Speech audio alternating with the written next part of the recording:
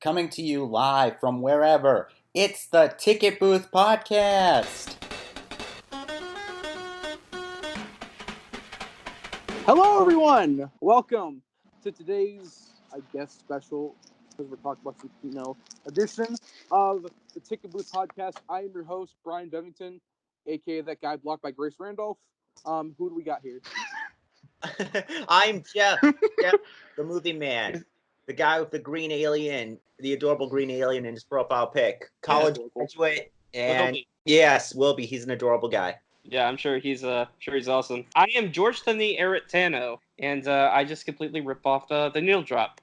So don't send this to Anthony because I know he'll kick my ass for it. I'll send it to him, but he won't notice because he never notices anything. My name's Mark, or Crimes.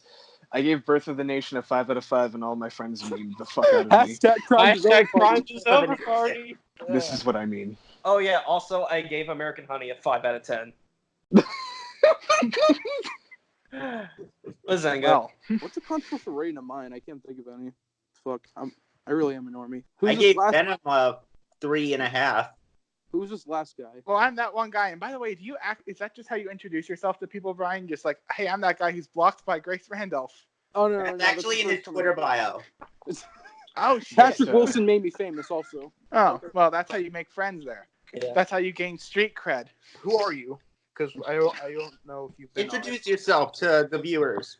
Well, I'm that one guy on Twitter, and I haven't been on this podcast in like a year.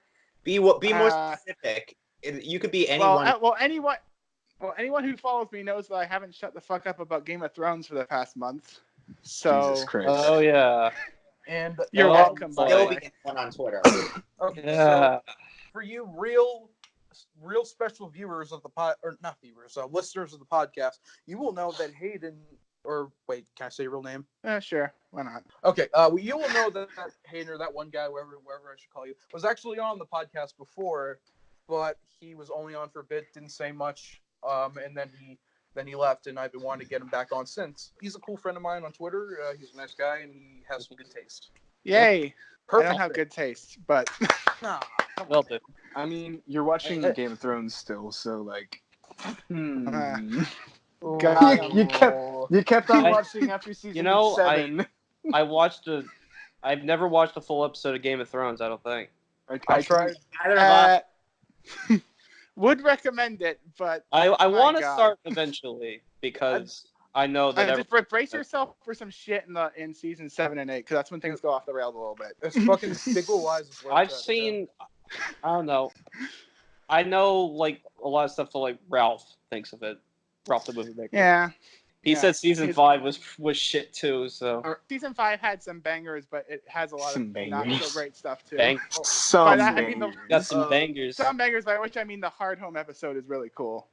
And some bangers, but it's mostly MASH, right? Not mostly. It's a bit of a mixed bag. There's a lot of good stuff there, but there's also a lot of stuff where I'm like, isn't there a pussy line in it? What? Isn't there a pussy line in it? Oh, probably. Jordan. I'm sorry. I don't want to get into specifics because I don't want to. You guys ready to talk about Rocketman? Okay, so we're gonna. I haven't seen Rocketman, but spoil it away because I've spoiled Game of Thrones for you for the past. It has someone from Game of Thrones in it. And yeah. Plus, how can you spoil a movie based on true events? Yeah. Oh, for Rocketman? Yeah, that's guys. Also true. Spoiler alert: Elton John was gay. Anyway, so talk about gonna get into the Man of Rockets. All right, let's talk about Benny and the Okay, I think we should let Brian go first and see he has more of a connection to it than any of us. Hell yeah, thank you. Before anything else. Okay, so if you have been following me on Twitter, which I'm assuming most people who listen to this shit have, or are, you'll know that I was insanely hyped for this movie ever since the teaser dropped. Well, the teaser dropped, then like a month later, I kept rewatching. I was like, holy fuck, I want this now. It looked essentially from the first teaser what a certain movie, we will not name because I really don't want to acknowledge its existence anymore. Should have been. It looked like a really nice way of doing a biopic, and everything that they've been saying about this movie, how it's going to be R-rated, how it's going to be as honest as possible, how Elton John himself wanted it to be like that. I was like, holy fuck, this is exactly what that movie should have been. Because anything the filmmaker said about how they were doing it literally just felt like they were just taking jabs at that one movie. It was like, oh yeah, we're gonna make it R-rated. I'm like, you fuckers, we win. Well, I imagine Dexter Fletcher had a bit of a chip on his shoulder after that. Yeah, the thing about Elton John is that he's been very open about his problems before in the past, and Oh, absolutely. he's like, if someone's going to tell my story, I want them to tell it right. And obviously, Elton John thinks very highly of himself, but he's not afraid to admit that he was like drug addict, alcoholic, and et cetera, et cetera. So yeah, I was insanely hyped for this movie. Like I was like, I don't care if it makes me look like a normie for just like wanting this movie to be amazing. I just need this now, and I'm insanely hyped. Actually, I've seen this movie for 2 weeks now, and I've already seen it twice because I saw it 2 weeks early because the early access AMC thing. Thank you to those for existing. From the second it started, I was already loving it. On my second watch, I was able to pick up a lot more, and I've grown like an even bigger love for it, even though I gave them both the same rating. I'm weird like that. I'm a huge Elton John fan. I adore his music to no end. I love Taron Egerton. Well, yeah, I've grown a bigger love for him. It's weird that my two favorite performances of his are in movies by the same director, this and Eddie the Eagle, which I didn't care that much for, but I thought he was good in it. Everyone's saying that Rocketman's an average biopic is exactly how I felt about Dexter Fletcher's previous film, but this movie was exactly what I wanted to be. It told Elton's story amazingly. It was amazingly directed. The performances are amazing. Well, maybe not amazing, but they were really good, in my opinion. The fucking fantastical elements, like the fantasy elements, were insanely well used, and the musical numbers were amazing. And one thing I love about the musical numbers is that every song used in the musical numbers, they all have a purpose. They're not just used there for the sake of it. Like the lyrics of each song has a purpose in the context of the scene. It's like across the universe where the songs are used to build the story. We all know the typical music biopic formula. This movie has so much in it that really just makes it more than that. It hits a lot of the notes, but it does it in a. Oh yeah, like I'm not gonna say this movie doesn't hit some of the typical biopic notes. It does. I will admit, there's definitely some elements of typical musical biopic, but at the same time, there's a lot in there that makes it stand out, and a lot in that makes it so much more than that. Like the story is well told, and this movie has a lot that makes it different. Some of my complaints were, yeah, the movie is a bit typical music biopic-y at times, and also another complaint has that some people thought pacing was a bit too slow at times. I think sometimes scenes kind of felt like they went by a little too quickly. Like the first time I saw it, I was like, okay, I'm liking this, but I also feel like particularly in like the first half hour, some scenes just felt like they just went by a bit too quickly. I was like, okay, just chill out. It's weird because I also had that complaint about that other movie we'll not mention. But I feel like when people say that, they're kind of referring to like the scene with him and his wife. For Elton John, like it's literally a minute. It's a minute long. He gets married, then a minute, and then it's like, oh, they're divorced now. No. See, I think that was actually kind of perfect because it's like you got enough to kind of get a sense of how it was, but not. It was just enough. And I'm not saying that. Oh, it was like I know. I just realized I just said it was perfect, but no, it was good for what it was because it's like that one shot from the side, and it just kind of you get the sense of how different they are, both in like their lifestyles and how like it could fuck over their relationship horribly because she's eating fucking toast and like pouring orange juice and he's there fucking pouring down like a whole bottle of vodka. He's cutting it with OJ and he's just slurping that bitch and she's like cutting up her toast with a knife and I'm just like, oh, that's great. That's like a great visual representation. I wonder what's gonna happen next. She starts crying and then it's like it glosses over the fact that he fucking cheated on her with several men. Never says it explicitly, but I mean that's the history of what actually happened. Okay, so I guess this movie's not insanely honest. Oof.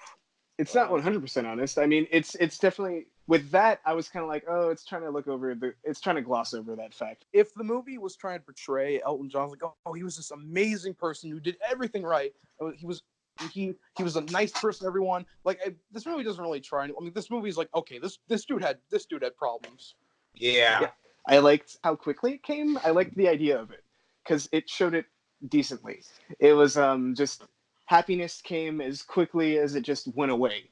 Like it was there for a minute and then it's fucking gone, and it, like meant like literally nothing. Like if this movie tried to portray him as like he did nothing wrong, he was always perfect, and they didn't show that he cheated on his wife, okay, yeah, then I'd be like, okay, this is fucking bullshit.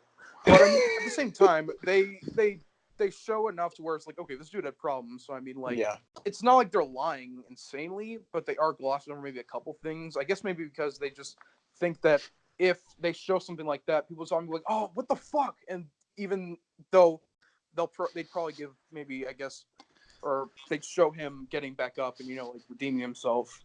But people more so focus on the fact that he cheated on his wife, just like how with cancel culture. Like, it doesn't matter if someone can redeem themselves. If they did something bad, they're just permanently not allowed to do anything again. Yeah. Like, Alfonso Cuarón made a anti-autism ad 10 years ago. He apologized for it on a Spanish radio show when Gravity came out. Oh, but people don't know that. He's done forever. Didn't deserve his Oscar, blah, blah. He's always going to be a horrible human being. That's why I fucking hate cancel culture. Okay. Okay, so here's what I was going to say about Mark's point about the marriage thing. Okay. I kind of took it as, oh, this movie's like really like fantastical. It's kind of like a musical. So it's like, okay, well, of course they're going to gloss over something because it's supposed to be like fantastical while also still being really dark. That's kind of how I took it. It's like an all that jazz thing where I'll explain it when it's my turn. But yeah, it is also very all that jazz. Like, it shows just like him rising and then falling and then rising again. It shows that really well, and also the use of "I'm Still Standing." But I don't think I'll spoil this for Hayden. Fucking. Well, I've listened to the cover of "I'm Still Standing," but obviously I haven't seen the movie. I mean, like in I know it was the way it's used in the movie is like that's the second cover of that song that Taron Egerton's done. Yeah, I was about to bring that up. Holy shit, he's sang that song twice. And he's able to make them sound incredibly different, which is like a feat all in of its own. Yeah. The use of it I haven't seen Rocketman yet, but just from listening to the two covers by themselves, the one in the Rocketman soundtrack is a lot better. It's way superior. At least in my opinion. I mean, like, one of them's from Sing of all movies. Also, I think, I'm assuming that movie is actually the reason, I'm inspired Taron Egerton's casting. I mean, like, obviously this movie doesn't exist only because of that movie, but at the same time, I was actually going to bring that up. Did you know how many actors were considered for this role before Taron? The closest one that came to was Tom Hardy, and he only couldn't do it because his scheduling was too crowded, so he couldn't finish the movie. Even though the movie was in production for, I think, like a couple years before he couldn't do it anymore. And the other actors were considered were James McAvoy, Justin Timberlake, and Tom Cruise, and Daniel Radcliffe. Whoa. Yeah. Imagine fucking the Tom Cruise one is the funniest part. Elton John. Just think about that for 1 second. Are they even the same? No. Short ass Tom Cruise. Like, okay, James McAvoy, I can kind of see. Daniel Radcliffe, I can see. Justin Timberlake, well, he couldn't do a convincing accent, but he does look the part. That's like casting fucking Rosie O'Donnell as Ozzy Osbourne. Okay, you know what? Fuck that. I want to see that movie acting. I don't know what else to say about Rocketman other than the fact that one thing, I am so happy that this movie ended up being able to have the gay sex scene in there, despite how much Paramount was fighting to put it in. This isn't me just trying to be like, oh, fuck yeah, gay sex. Like, just trying to be like, oh, that's hot. Yeah. Not saying I don't think that, but I mean, we're able to have such great representation in this movie. We now have a major studio film that has balls to actually show a gay sex. Yeah, that's my thing about it. But at the same time, that has now been squandered because Russia has censored that scene. Australia was, I thought Australia was also going to, but apparently I then found out that Australia actually has the uncensored version. They were going to, but I think someone on the board said no, this isn't right, and actually bought it. Oh, so that's why. Okay, well, thank God for that. So thank you, Australia, for actually getting your head out of your ass. Is it true that Richard Madden plays the same character in Rocketman that fucking Aidan Gillen plays in both? Game of Thrones actors. Yeah, he played the same. Yeah, I thought that was pretty amusing. Yeah, I thought that was pretty funny. They have the same actor. John Set up Reed can cinematic only be universe. played by Game of Thrones actors. Next time they make a music biopic about someone who's worked with John Reed, cast fucking Kit Harington or Emilia Clarke. Yes. Fuck it, not. Kit Harington. No, Emilia Clarke could pull it off. I can see that. Okay, not really, but it'd be amazing. And especially coming out literally a day before Pride Month is the best thing. Also, Yeah, that's pretty awesome. Them coming out so close to Pride Month is the absolute best thing, and I'm so glad this movie That was exists. brilliant. Yeah, this movie's own existence is enough for me to have a huge smile. Yeah. I went into detail about my personal connection with this movie on my most recent review on Letterboxd, so go read that, you lazy fucks. So yeah, essentially, I'm drawing on. So this movie is great. I loved it. I explained everything. This movie better get some kind of recognition next year's Oscars. I'm not expecting it. Well, to I heard somewhere that a bunch of Oscar voters watched it and they gave it a standing ovation. So, Oh wait, Yeah, give it. I think I it's don't know. gonna get something. Also, let's take a moment to appreciate that Can finally liked a movie. I was surprised by Thank that. We Like, never thought holy it'd fuck. never happen. Okay, here's the thing. Like, I know I could meme all day, like, oh, Can finally liked the movie. Here's the thing. I'm more shocked that they liked this movie. Like, I Of wouldn't all expect them to like a movies. movie like Rocketman. Yeah, Rocketman. You know what? I didn't hate it. It was actually kind of good. As much as like I really liked the style, like which is basically it's a musical and it's like telling the story of Elton John. I also thought it made a lot of sense to, like in the world of the story because the fantastical elements you can look at them as Elton really recalling it because the whole movie is it's retold by him via rehab, like in a circle. And so it's like easy to kind of see like, oh, the deterioration that like the drugs and the sex and the fame has all kind of gone to his head to the point where it's like meshing this reality, this fantastical world that he has in this life that he has to live, this persona. He's able to kind of mesh it within his real life to the point where it's beautiful, it's grand, and it's spectacle as fuck. And that's what I really liked about it. I don't think I've seen a movie in a while where I've been like, wow.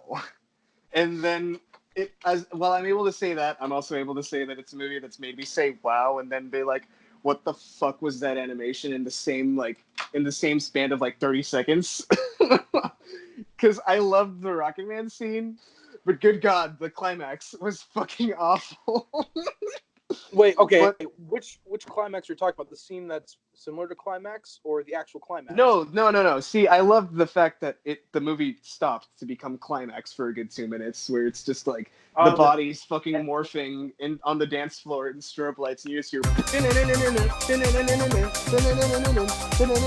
my Okay, god. that cannot be a coincidence. This movie sounds fucking bananas. It is. Rocketman's fucking bananas. It kind of Fletcher is, has to be. Okay, just imagine this entire time.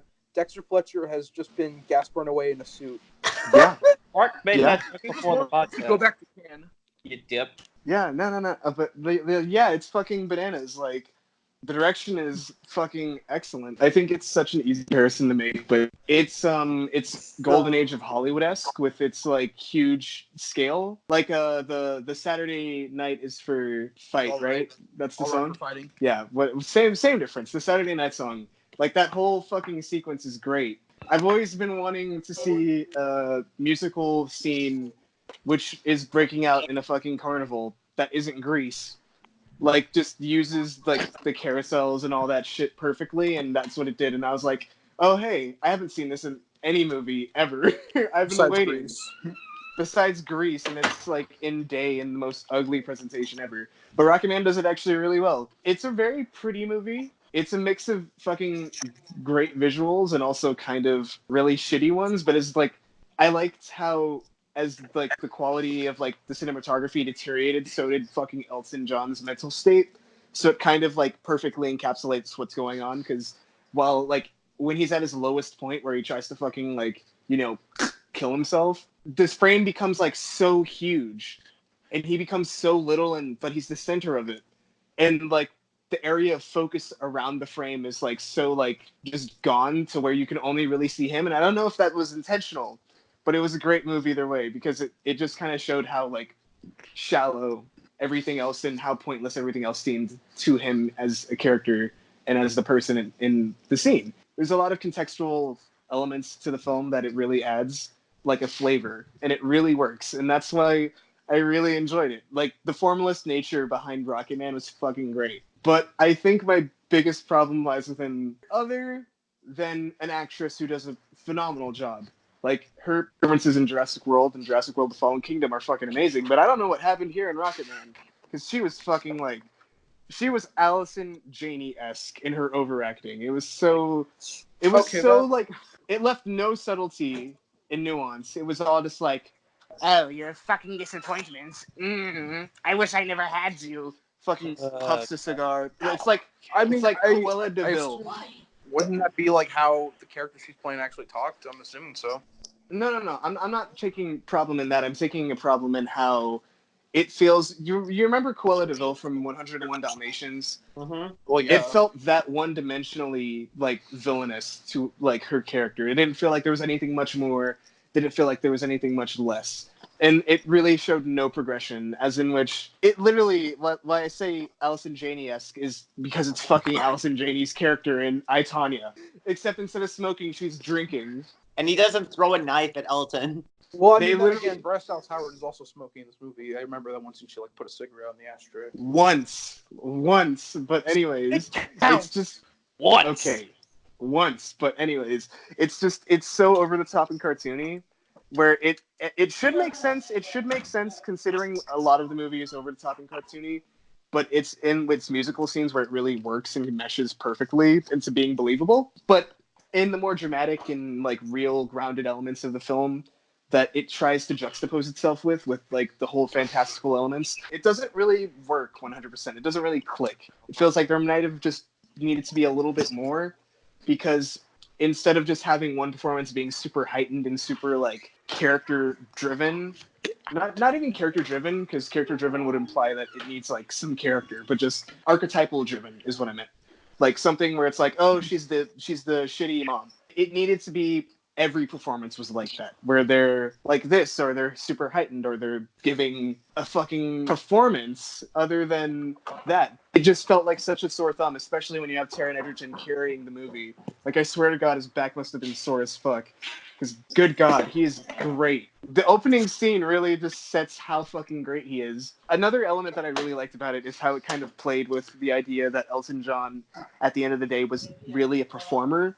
Not in just the sense of he performed music, he performed like a fallacy of what he was as a person to his audience. And what people liked, like it even says it explicitly in the film, was that people liked the vulnerability that he had within his music. And so you kind of get a sense of how just fake it was.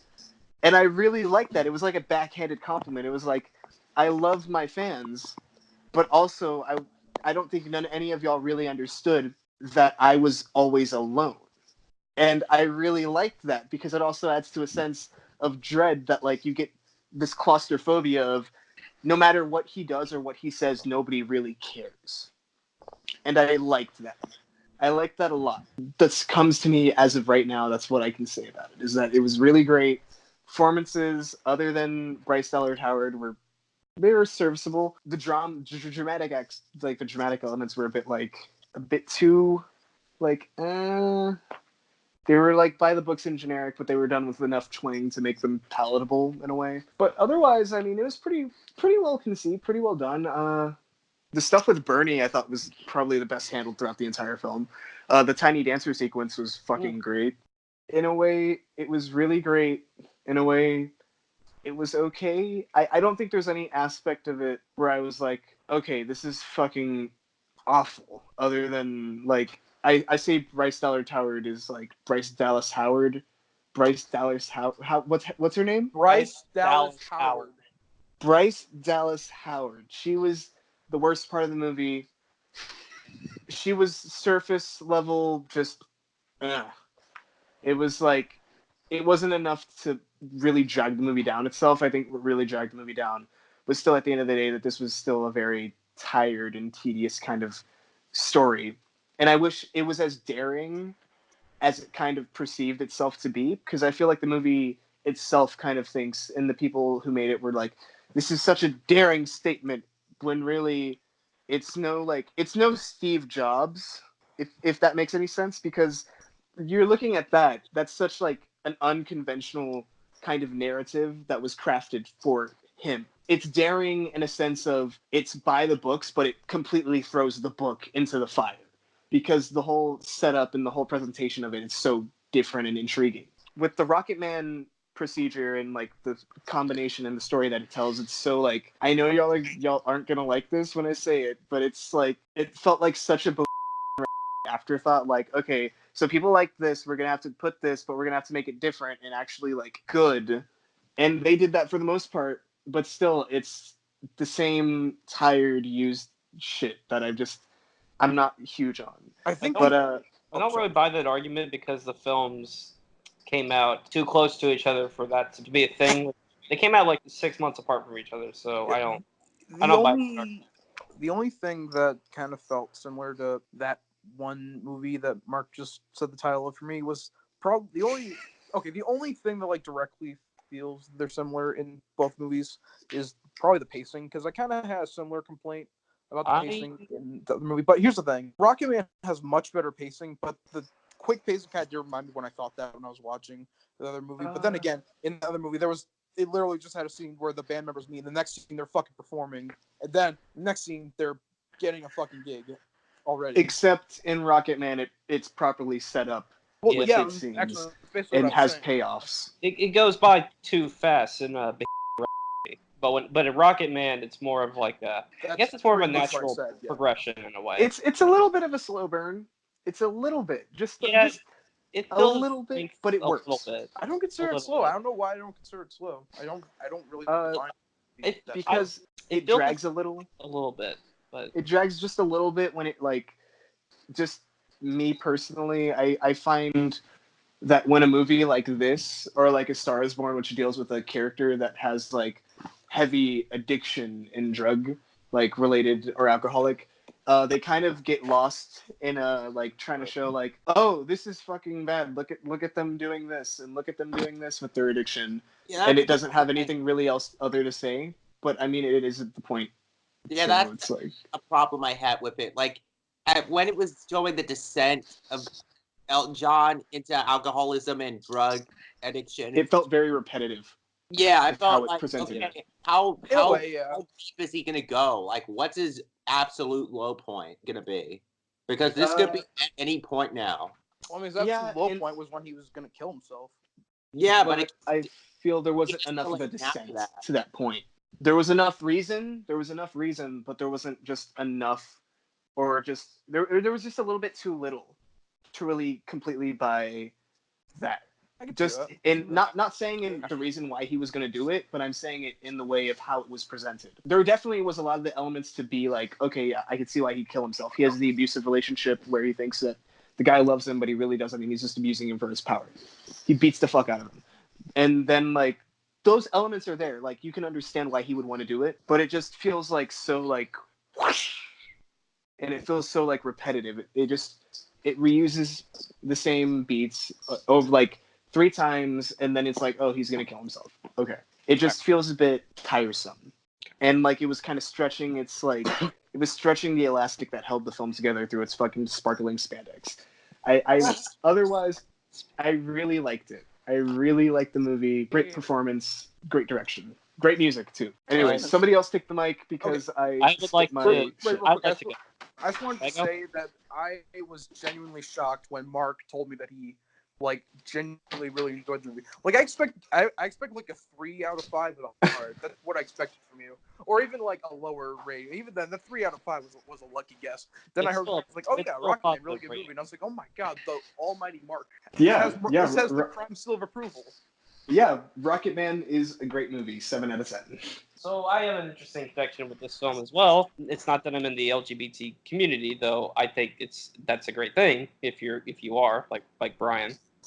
But I'm actually a musician. I don't talk about this much.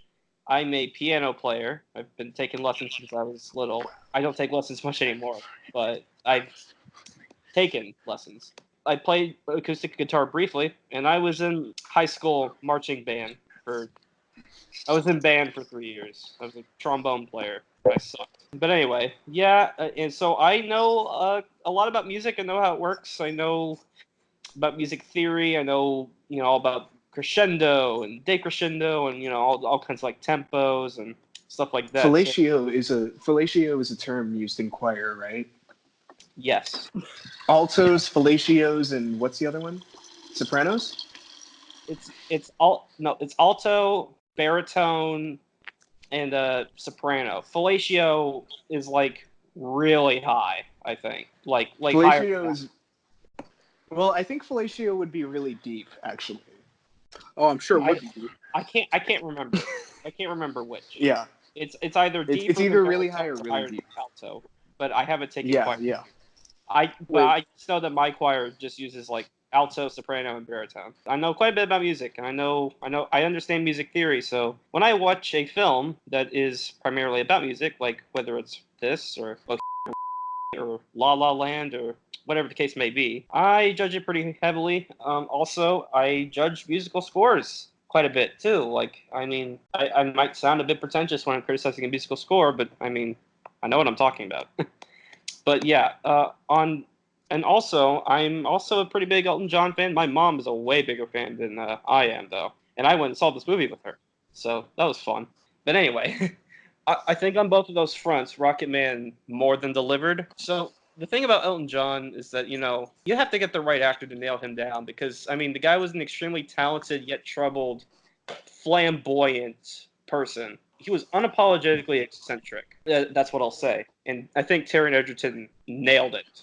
He nailed it. Can we all agree that Taron Egerton is like confirmed to not be straight because of this movie? I mean, if he is gay, I would not be shocked. I wouldn't be No, surprised. He's surprised, no, but he's I mean, straight. he's also he is an actor. No, because and, I'm sorry.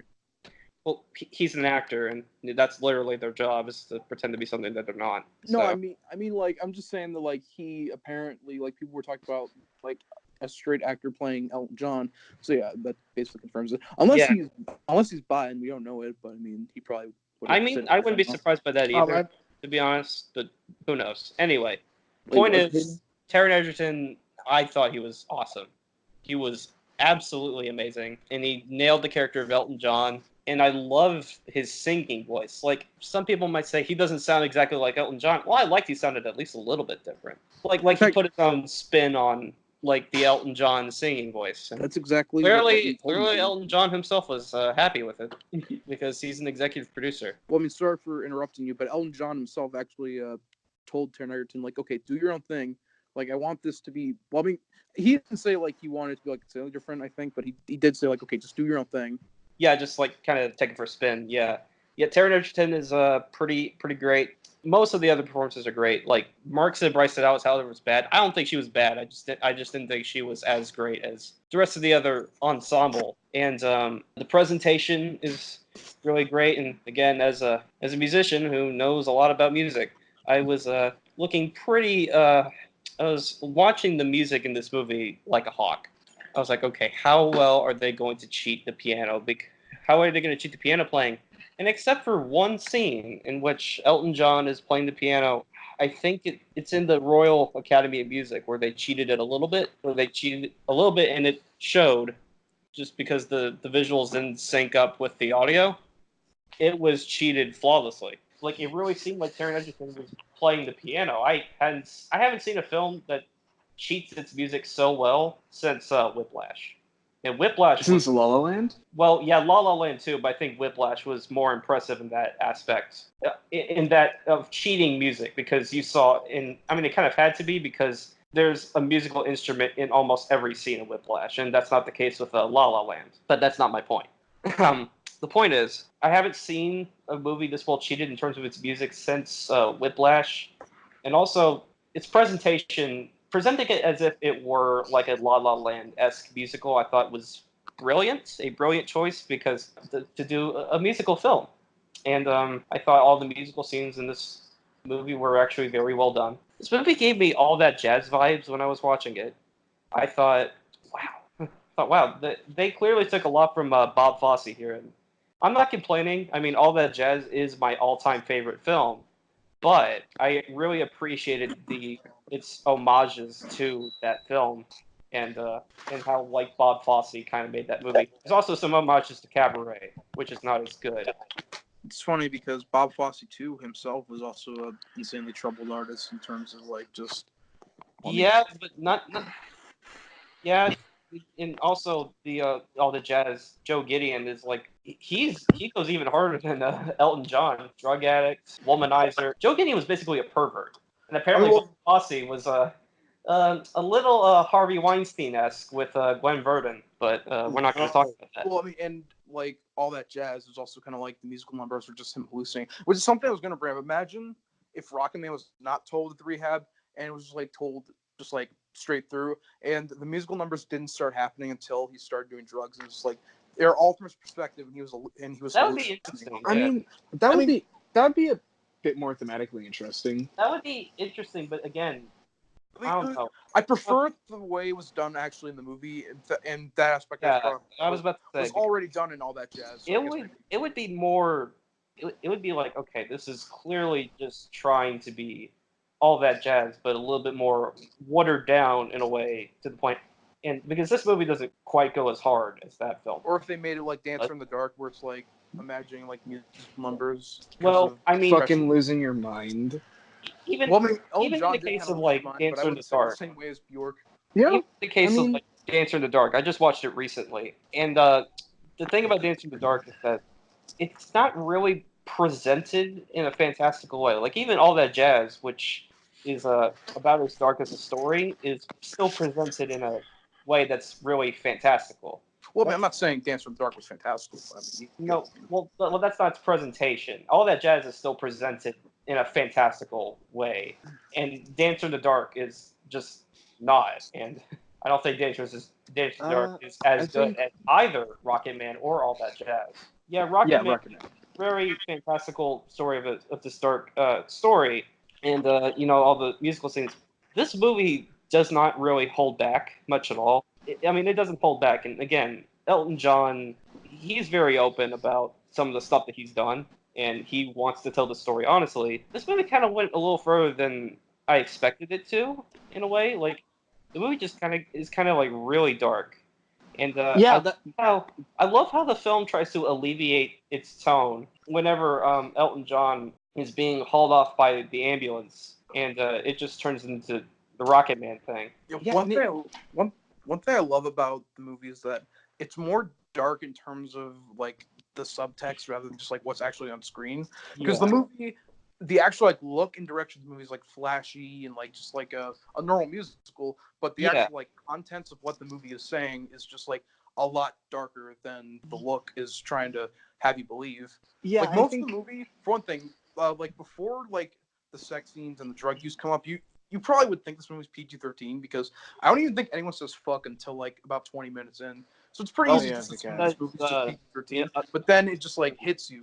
Well, someone says that's homophobic slur. I think it's the sexual content, if anything, and just the dramatic depth. Also, the language, it does get pretty intense. The thing was about the musical numbers is that they're all really fucking dark. Like, in context to the movies, when they're put into the fucking film, when it's like, okay, now that it's a musical number, it's always in, like, the darkest context as to the build-up for the musical scenes. Yeah. Like, the first musical, like, scene, it's like, oh, joy, joy, and then it's, like, the little kid saying bitch all over again. And then it, like, breaks to his mother, like, shouting at him, like, Richie! And I'm like, oh, my God. You did it in the bin! You did it in the bin! And I was like, mother... Oh my god. Okay. And then like the build up and then it has like the family fucking falling apart and they're all like have their little moment to shine. And then also just again, like all the musical numbers, the build ups are fucking like awful. Yeah. Like the build up to Saturday Night is for Fights is like a drunken guy shouting at a little fucking 7-year-old playing piano, playing Ode to Joy for his grandmother in a bar. Exactly. It's I fucking didn't like realize all this. Holy shit! Wow. Like it's great. Like it's dark shit to set up really bombastic, fantastical shit. And it's like it's also makes sense because like in a way that bombasticism was his escapism towards the reality that he lived in.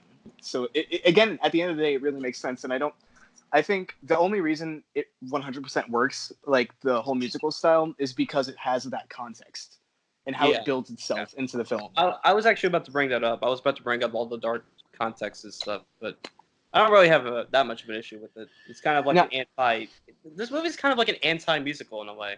I think. It's the perfect anti-musical in Yeah, as being a musical. yeah. I mean, but so was All That Jazz. All That Jazz was more of an anti-musical in that respect. But I don't know why I'm comparing it to All That Jazz so much. If I were to point out any problems I have with the movie, they're very minimal. There's the scene, I think it's at the baseball stadium, where there's like some really shitty visual effects work. Oh yeah, that shit's Yeah, awful. yeah. I do Where agree with it's like the smoke is coming out of his boots. And I was like, okay, you couldn't do a better job. Come on. No, Really? no. The worst part is that it literally cuts to like a literal perfect segue into how like to kind of ground it into reality. It's like fucking smoke coming off of his head. Like the only thing that would have made that better is like if he had like a little bit of hair on fire. I was like, that was so cheesy. That's one of my only problems. It The feels CG length a little bit. I wouldn't call it boring, but it does feel its length. I know it's confusing, but I don't know. It feels length a little bit and drags just a little bit. That's barely anything. I really, really loved it. I would probably give it a 9. It's probably closer to a 10 than an 8, but I don't know if I'll ever raise it to a 10 behind the 3 10s I've already given in 2018. One of them being Climax, which we've already referenced that in this movie. Climax is fucking great, dude. Yeah, oh yeah, Climax is awesome. All right. So, Brian's reaction to this movie had increased my expectations for it quite a bit. Yeah. I mean, I was looking forward to it beforehand, but I was so happy to see that he enjoyed it. Aww. Because you're my buddy, and that's what matters. So that's so sweet. Jesus, I'm not even kidding. Oh my god. Yeah. So I'm just happy when you're happy. So right off the bat, I was into this movie and its energy and how full on it went with the fantastical aspects, with how it was sort of an anti sort of musical. Like other people have said, I got some serious All That Jazz vibes from it. Like how it went into going back into his life from rehab or that sort of thing. And I gotta say, Taron Egerton, this has got to be his best performance. He is fucking amazing in this. He's like, I'm assuming like in his 30s or 20s. No, he's young. I don't know what else. I don't know what other performances of his would even top this, besides Robin Hood, of course. Starring a Scientologist. Did anyone here actually see that Robin Hood movie? Oh no, Jack did, but he's not here. Let's all pour out a cold one for Jack. 1989, so he will be 30 this year. Wow. Wow. So Holy shit. he is currently 29. Taron Egerton, just when he has those scenes to himself, when he's just venting about he's not getting the love in his life and how he's struggling, when he's just venting and he's just letting loose. That's the kind of performance that I love. And he's just putting his all into that. And not to mention, he gets down the flamboyant and energetic energy of Elton John perfectly in this. Oh, yeah. Out on stage and performs, he just puts his all into it. There were some certain moments that really got to me, like that moment where he's on the piano and he's playing Your Song to Bernie. I teared up at that part, not gonna lie. That shit was great. That was such a beautifully well done scene. Another thing I loved is how they didn't hold back with going into the darker parts of his life with the drugs and the alcohol. And I love how they handled him being a homosexual. Like they handled it without any reservation, like compared to that other movie where they handled it like terribly, and it seemed like they were afraid to step into it. Like this one was like, yeah, he's gay, get used to it. It's the most unapologetically gay movie that's come out in a while. Movie is so gay. That's a compliment. Well, I mean, that's put it on the like Blu-ray a box. movie. Put it on the Blu-ray It box. wasn't gay Very enough. gay. Let's Jeffrey Patrick. You guys True. give a shout out to Jamie Bell because he's great in this. Oh yeah, he's great. And I love the orchestrations of all these old Elton John songs, like the use of Goodbye Yellow Brick Road as a recurring motif. Oh yeah, Dude, Outstanding. the fact that was it? No, I'm right here, right? Where it's like the first time you hear it, it's not even from fucking Elton John. It's from Bernie. Yeah. That was great. I was like, that's amazing. That's great. That's a good subversion of my expectations. Yeah, and of course the production, costume design. Like this movie's got to get a costume design nod. I'm sure of it. Oh yeah. It's gonna get a production design nod. Oh yeah, like and all the musical numbers, like that bit where he's in the club playing Crocodile Rock, and every son starts levitating. And, I fucking love that so much. And angelic choir goes as everyone's rising, and it's just transcendence. is how I don't know how to describe it, but moments like that really made this movie for me. This movie is amazing. This movie is unbridled energy, and I just love it. It's rare to see movies like this in theaters, and just seeing this movie in theaters is an amazing experience. Absolutely. Yeah, it was incredible. It's like a once in a lifetime theater experience, especially when you're watching it with your mother. Well, I really hope I get to see it in theaters then, but I don't have much else to say that hasn't already been said, so yeah. I'm gonna say I love this movie, and I'm sure if I watch it again, it'll be even better.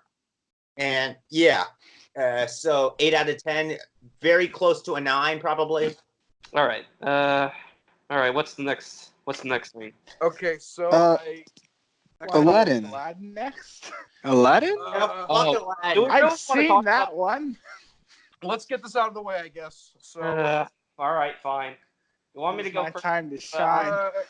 sure. I'm gonna. Aladdin. I mean, I'm the fucking host. So Diet Coke Aladdin. How bad is it? I don't know. Okay, here. Really bad. Yeah, it sucks. Guy Ritchie is Brian, can I go ahead and go since I'm gonna wait for Jeff on the next one? Jeff, you can. Okay, sure. Sorry. All right, so Aladdin, I was dragged to go see it, and yeah, it sucked. I'm not gonna lie. I think maybe halfway through that movie, I actually left the theater and snuck into another film very briefly for 15 minutes. A much better movie. You got to miss it. I didn't. So that I could alleviate Which movie? the excruciating pain of watching Mickey Mouse shove the Fresh Prince of Bel-Air into the blueberry machine from Willy Wonka. Oh my god. You know what?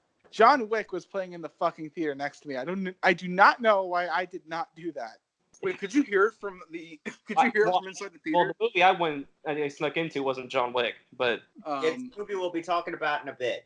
You were lucky to be able to leave because I was with a friend. I couldn't just like leave the theater if I wanted to. I was with like my grandma. Like, but you're a bigger asshole than I am. So I mean, like, None of you are, but well, I mean, I'm more of an edgelord than you, also. well, yeah, I mean, like Oh, you're yeah. always making like fucking 9/11 memes and shit like that. Yeah. Elliot Roger. You're yeah, the icon of the fucking Skype group we're having right now is fucking Elliot Roger. Yeah, I'm like Bo Burnham on steroids. I don't think I can actually say anything positive. But actually, you know what? I can say one thing. The girl who played Jasmine was okay. She was okay. Yeah. She wasn't great. She wasn't awful. She was fine, you know? And I was like, okay, if it's at least fine, it's worth giving it 1 point because the rest of this movie is just a disaster. It's not as bad as Unplanned, but oh my god, it's bad. I mean, that's a low bar. That's insanely low bar. But still, I mean, the only movie I think that could be worse than Unplanned is The Lion King. And No. if Sonic were still coming out this year, that might be worse too. George, But what fucking world do you live in where a Disney movie could be worse than actual propaganda? that's just This that's more of a personal thing than anything else, quite honestly. Never But mind. you know what I mean. He would rather watch the propaganda. Well, I know that. I wouldn't. I would shoot myself before watching either. It'd be nice. I'd fucking stick acid in my. But asshole you before watched I watch it. both, fucker. I'd rather be an aborted fetus than watch that movie. Well, I was dragged to see Unplanned, just like with this. I guess you could say it was But, unplanned. I mean, even my grandma, and she's like big This to me. is unplanned. Anyway, point about Aladdin. You It's guys bad. like okay. real bad. I know everyone's No memeing good. Will Smith, and Will Smith is ungodly terrible in this movie. But the guy who played Jafar, holy fuck, he makes Was infinitely Will worse. Smith look like Taron Egerton in Rocketman. I'm not kidding. He makes Will Smith look like Olivia Colman in The Favorite. It is so bad. I don't think I've ever seen like a more miscast role in a very long time. He makes one Will of the- he makes Will Smith look like It's- fucking I think it's the worst performance of the entire year, quite honestly. yeah. Or- Just to First, put the it. little girl in Dumbo. I haven't. Oh, that shit was awful. I haven't Actually, seen, no, that's probably worse. and I probably Oh, never. that's will. one of the worst child performances The I've worst. ever seen in my life. My mother is dead. My mom's dead. I like science. My mom's dead. I like science. Over and over You and guys are getting over. it wrong. She always talked like this in the movie, like some kind of fucking like emo girl. Thanks for reminding me Dumbo And exists. I like science. Also, let's talk about the musical numbers. What? They How about look let's like not? they Good look like God. a preschool play. I know. That's what I said. Like, Well, you said a high school play. I said Except for the first friend grade. like me, except for the That's friend even like me lower, segment, which felt like it was giving Baz Luhrmann and blush. Oh God, Moulin Rouge is awful, but it's not as bad as this movie. I just meant like all of the musical numbers are so low tier, except for the CGI guided friend like me one. Baz Which Luhrmann is which an was so auteur. gross. The visual Buzz. effects in this movie. The visual effects. Oh my God! Just imagine the visual effects in Venom, but even worse. Oh my God. No. Imagine the visual effects in Rocketman, except cheaper. No. Yeah. Um. Here's another thing. Imagine with the visual effects, the makeup. Imagine it being so bad that it made Yes. Suicide Squad makeup look like Vice makeup. Oh. Okay, no, let's not go that far. Wow. Please, let's not go that far. Please, It no, was- no, it no, was- no, Yo. no, no, no, no, no, no, no, no. No. Aladdin. It's by far God. the first Disney remake, and this movie pretty much proves why I hate Disney. I Oh absolutely yeah, hate fucking them. same. I despise them. I blocked them on Twitter, and I don't regret it. Jungle Book has so far been the best. I didn't think Jungle Book Jungle was Book was that actually kind of good. No, Jungle Yeah, Book. Jungle Book is like It's not that good. Jungle Book and Pete's Dragon are like the two acceptable I ones. I've not seen Pete's Dragon. I actually do want to see But Pete's the only Dragon because reason it's I by even David Lowery. Pete's Dragon is because it's directed by the guy who made a Ghost Story, which I still have not seen. He has a name, you know. David. David Lowery? I Yeah. David Lowery. I didn't know his name. Okay, Brian. So yeah, how about you go back I to Bill don't with care Brian? if you know his name. You gotta be cultured, okay? Gotta get up on that Kino. Here's the thing. Aladdin is just a disaster in every sense of the word. Like, open up Webster's dictionary and look for the word disaster, and you're just gonna see a picture of Will Smith as the genie. Overused Joe. Will Smith, like, this movie apparently cost $250 million to make, and they spent those $250. Yeah, and they spent those $250 million putting a really expensive Snapchat filter onto Will Smith throughout the entire film.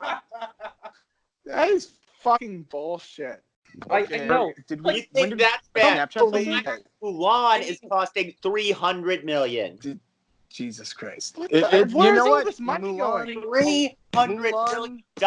Oh my What God. about time, please? The genie, Jeff.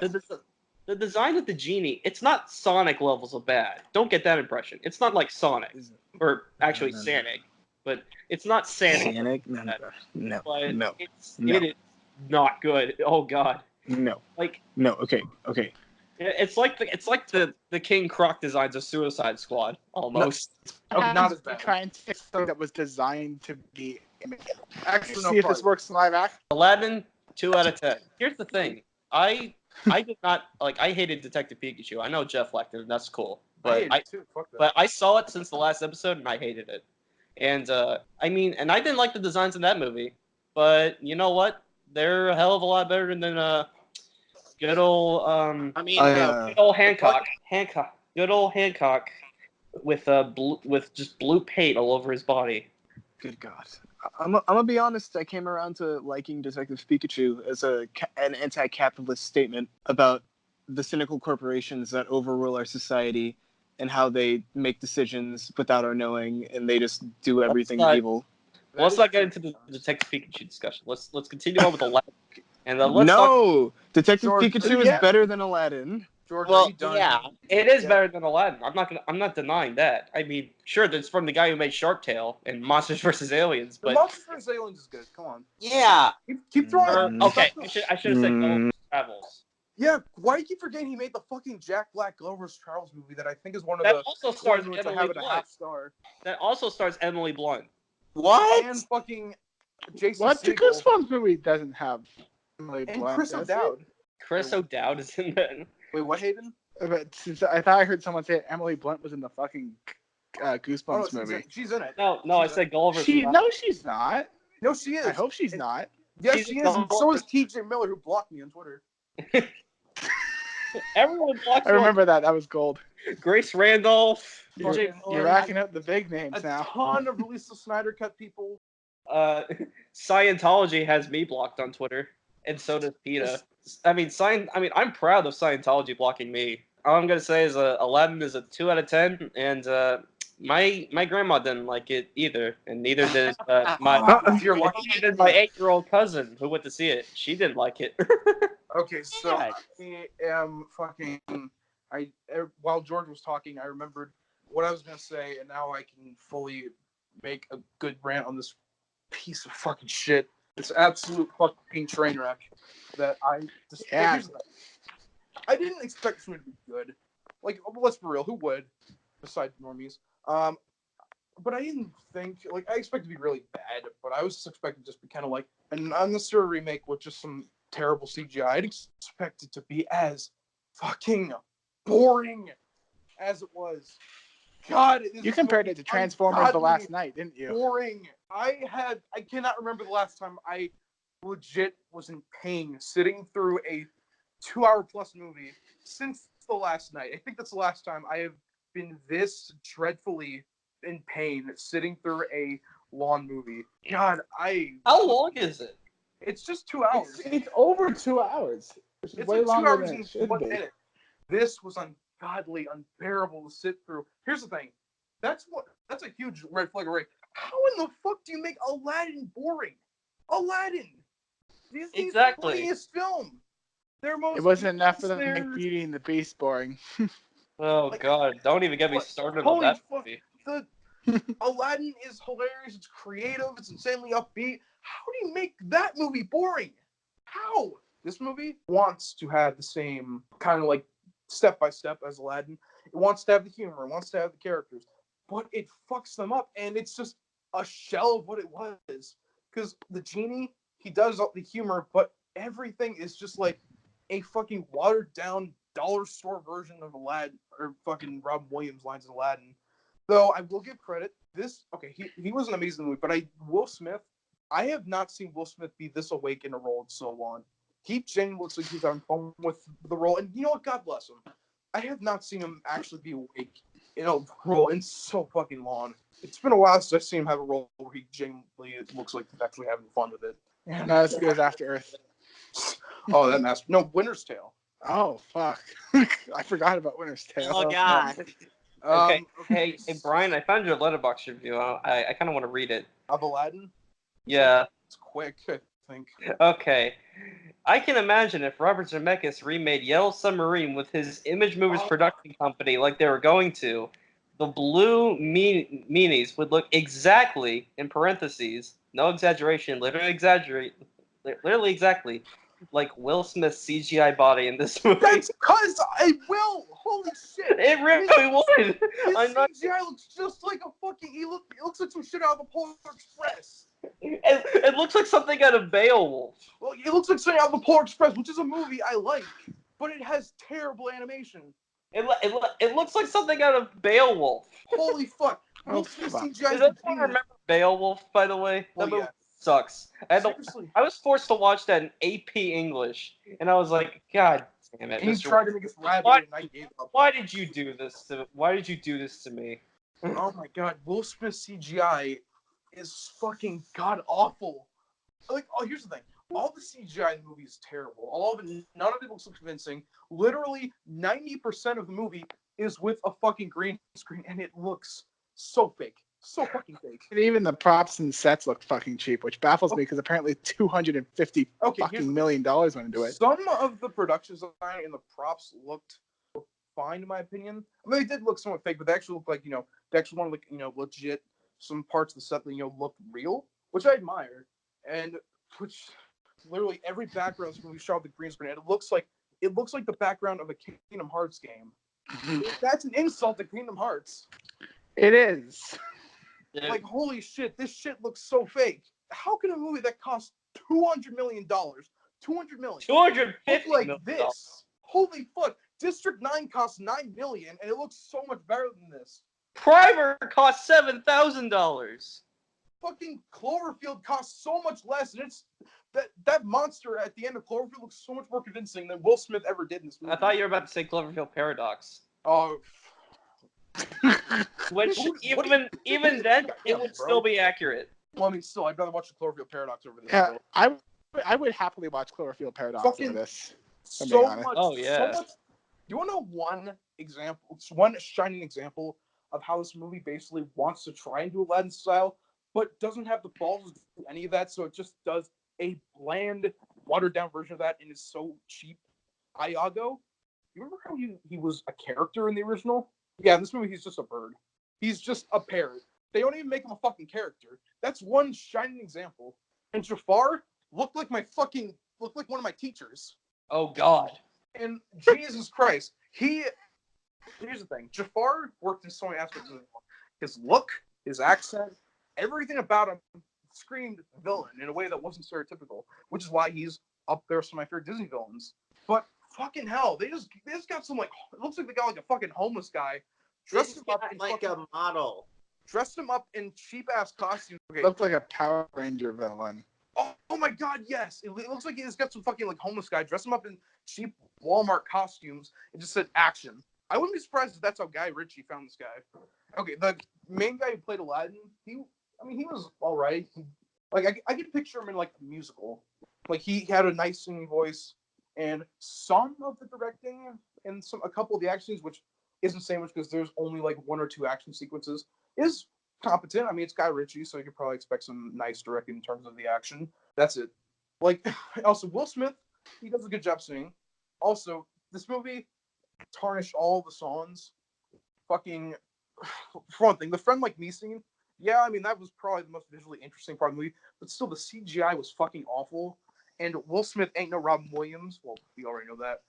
And they also added in this one song in the movie that's sung by Jasmine that sounds like a fucking like one of those like The Oscar bait song. Well, yeah, it sounds like kind of like an inspirational like pop song that you would hear on your like a shitty inspirational pop song that was like I will fight.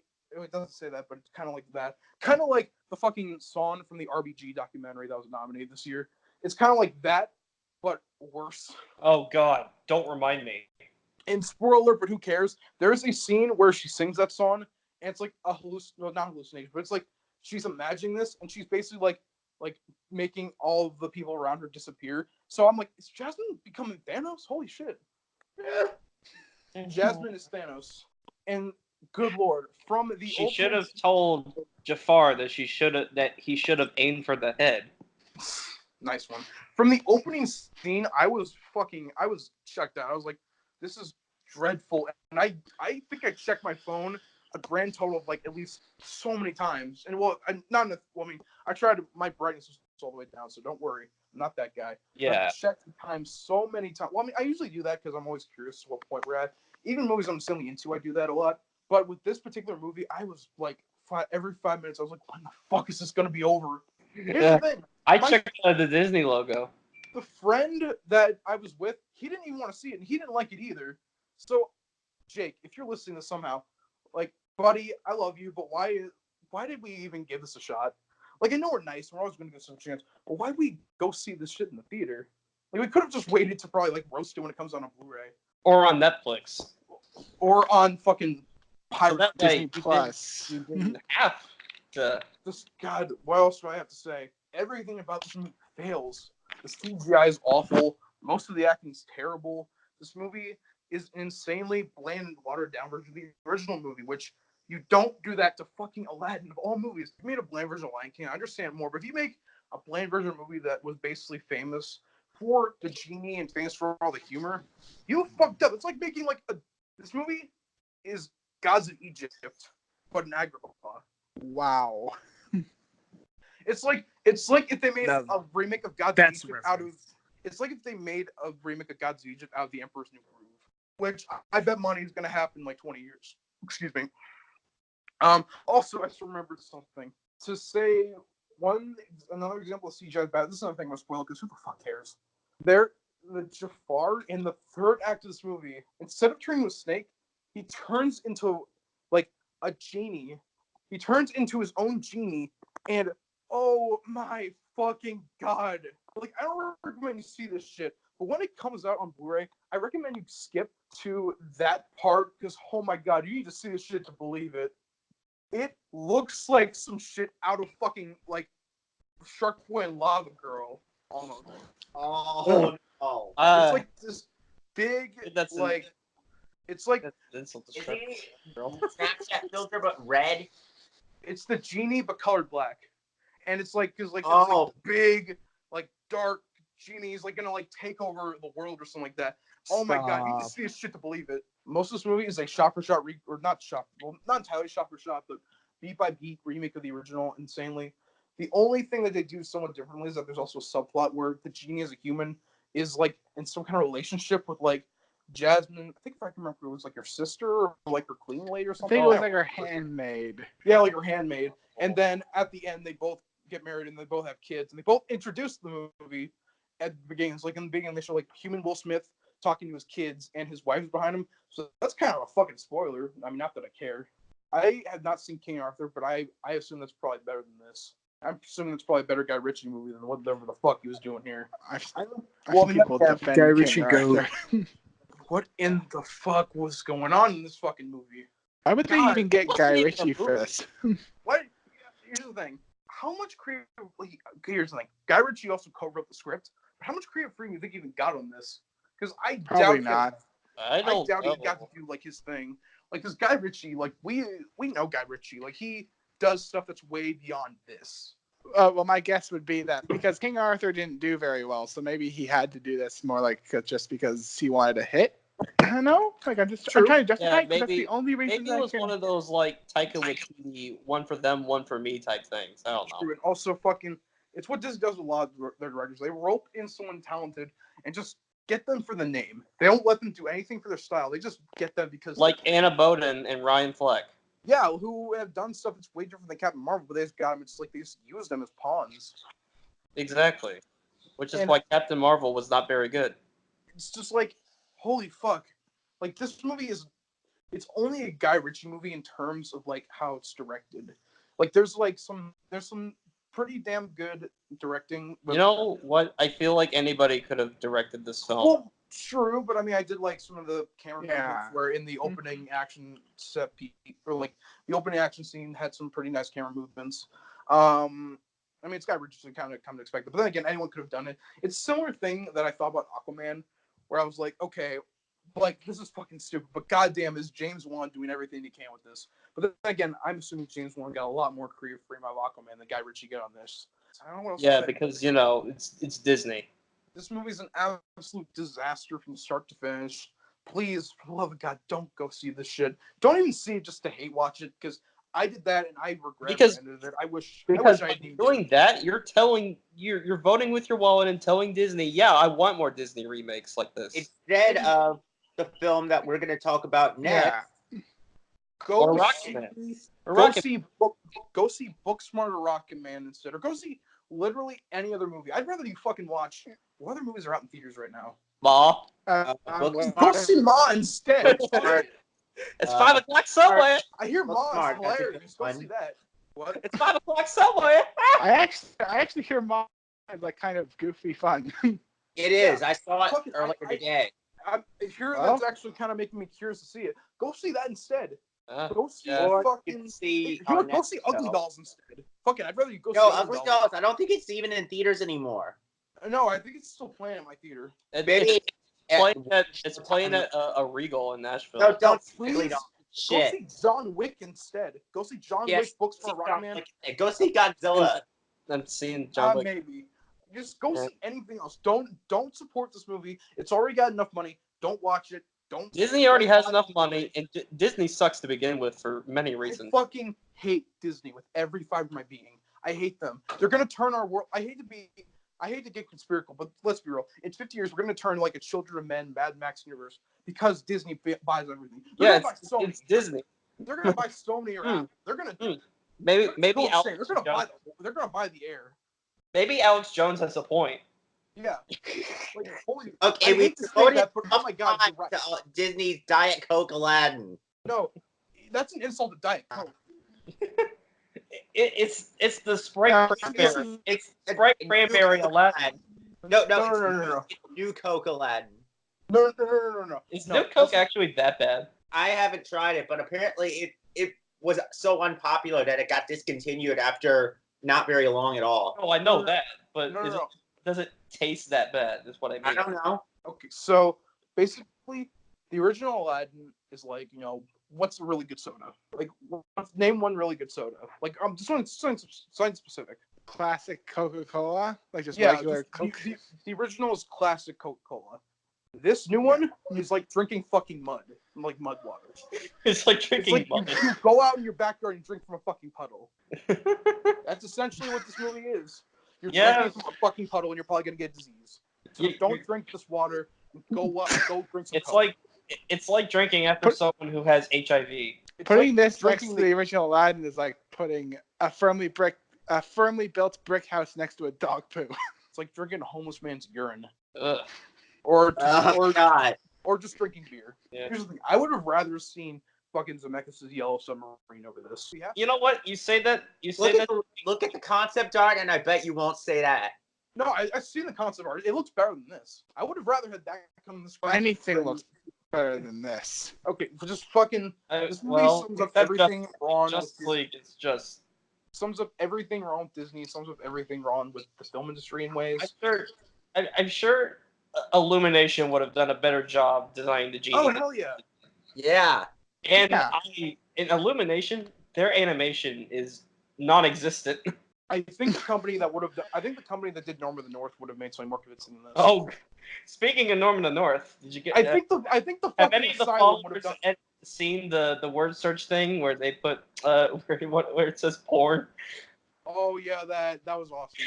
Also, I wonder if they did that intentionally.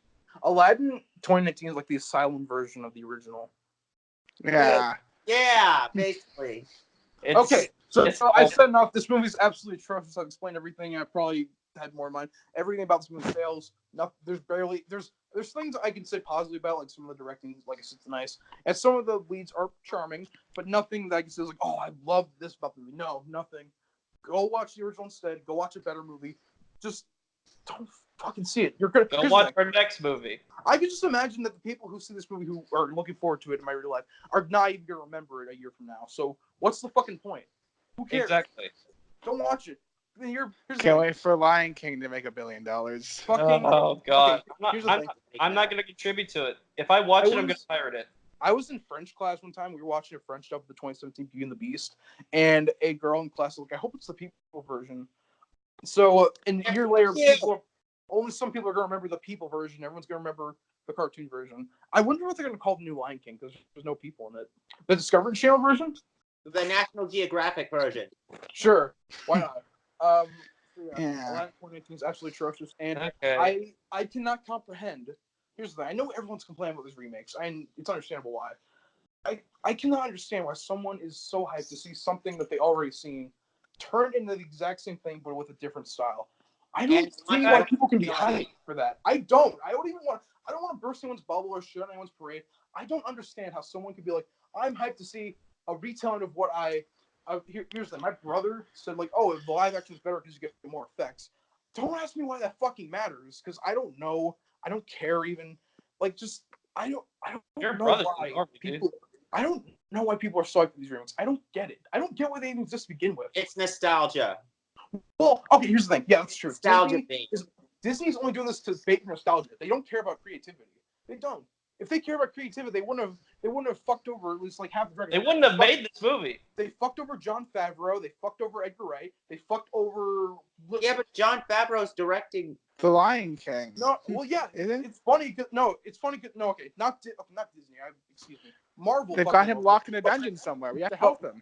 But Marvel is owned by Disney, so I guess it kind of counts because Marvel fucked Jon Favreau over on Iron Man 2. So Disney. They also fucked Joss Whedon over on Ultron.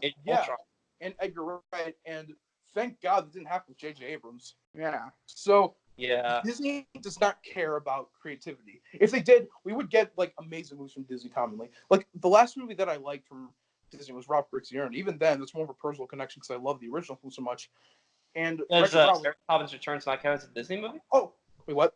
Does Mary Poppins Returns not count as a Disney movie? Okay, no, I count it. It counts. But here's the thing: Mary Poppins Returns is good, and even then, I can't even say it's like insanely like. Here's the thing: I find it creative, but I don't necessarily think that like it's insanely like different from Disney. But it is a good movie on its own. Yeah. But here's the thing. Yeah. But even then, Mary I don't think he really enjoyed Mary Poppins Returns. I generally think that movie. That's the last time I saw a good movie from Disney. Yeah, same. Well, I mean, if you don't count Fox, of course. Yeah. But it's just But- Disney. I hate them. Like they represent everything about capitalism that I hate, which is a lot, which is everything. But they are basically the height of capitalism. They are the company. They are that's the always worst things. like you always see in movies and TV shows. They parody like big corporations, like South Park did with Walmart. Family Guy did on one episode where they have the That's Superstore USA. That was Whole Foods. Essentially, that Disney is the real life version of that, and not enough people realize that. This is gonna be I don't want to sound pretentious, but that's essentially what's going on here. They are. This is gonna be that Apple ad that was released in like 1984. Like it's gonna be like that. It's gonna be like it's gonna become Brazil. Like Disney's gonna turn our world into Brave New World, and I am not ready for it. Disney is fucking genius. They buy everything they know they'll make money. They own Marvel, Star Wars, Pixar. They own Fox now. Yeah, they now own Fox. So they own tons of things that are going to make them tons of money. And that's really what they care about. They just care about money. I mean, then again, money is mainly what people care about in business anyway, because, I mean, like, you got to make that money somehow. But even then, Disney will just literally do anything to make a quick buck. They will take a previous property and ruin it for money. They will fucking do whatever for money. And that's what scares me, is that corporations like this exist. If one day in the future Disney has us worshiping Walt Disney and everyone has massive sex orgies every night just as Mickey Mouse, The world's going to turn to climax. No, it's going to turn into Brave New World. And just essentially, also, one thing I just want to say real quick. We're all going to be bred from incubators. Well, I mean, the musical sequences in the new Aladdin are also really badly directed. And I think it's only because Guy Ritchie is not experienced with directing musicals. Yeah, Guy Ritchie, I don't know why they trusted him with doing a musical. Exactly. I mean... Imagine if Damien Chazelle had made this movie. Okay, I don't want to wish that on... I think he would have said no. I think he would have told him to fuck it off. Well, he wouldn't do it, because... Well, here, Damien Chazelle's too creative to even touch this movie with a 10-foot pole, so, yeah. With a 10-foot cum-covered pole. Yeah. Yeah. Okay. You guys The want sad to part is, I know Disney can make movies that I like Wreck-It Ralph, both of them, Mary Poppins Returns, and a couple of their animated movies I do really enjoy. So they Where did everyone can go? make something that I like, but they just keep fucking up. Like, they don't even Guys, make black like out for a second. Well, they're not fucking up from a business perspective. They're just fucking up from an artistic perspective. no, well, Like from a business perspective, no, what they're they're- doing is they're genius. not. No, I didn't say that. I mean, from a business perspective, they're fucking brilliant. Like, they're like Donald Trump in a way. Oh, Wow. don't compare them to No, I would not compare the two. No, they're two No. completely different companies with completely different... I mean, well, then again, Donald Trump and Disney are similar in that they both hate anyone Like, who's a straight white male. So the go thing- figure. The thing is, Voted Trump in literally the time. president of the United States literally convinced a lot of people to vote him to be the most powerful man in the world, and Disney did not do that. Well, Disney probably will one day. Disney's gonna own the country. Trust me. He's gonna own the world. They're gonna own the As planet. I said, it's gonna be Brave New World. I bet you they're gonna buy the fucking moon. I'm not even asking for Disney. They're gonna buy Mar. No, they're probably gonna buy Elon Musk. They're not even gonna buy Tesla. They're gonna buy Elon Musk. Yeah, it's like They're literally gonna buy.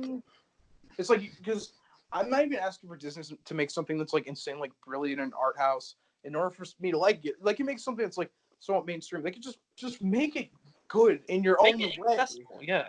It's just like I can't name most things nowadays from Disney, or even in the 2000s period that I would say is like insanely.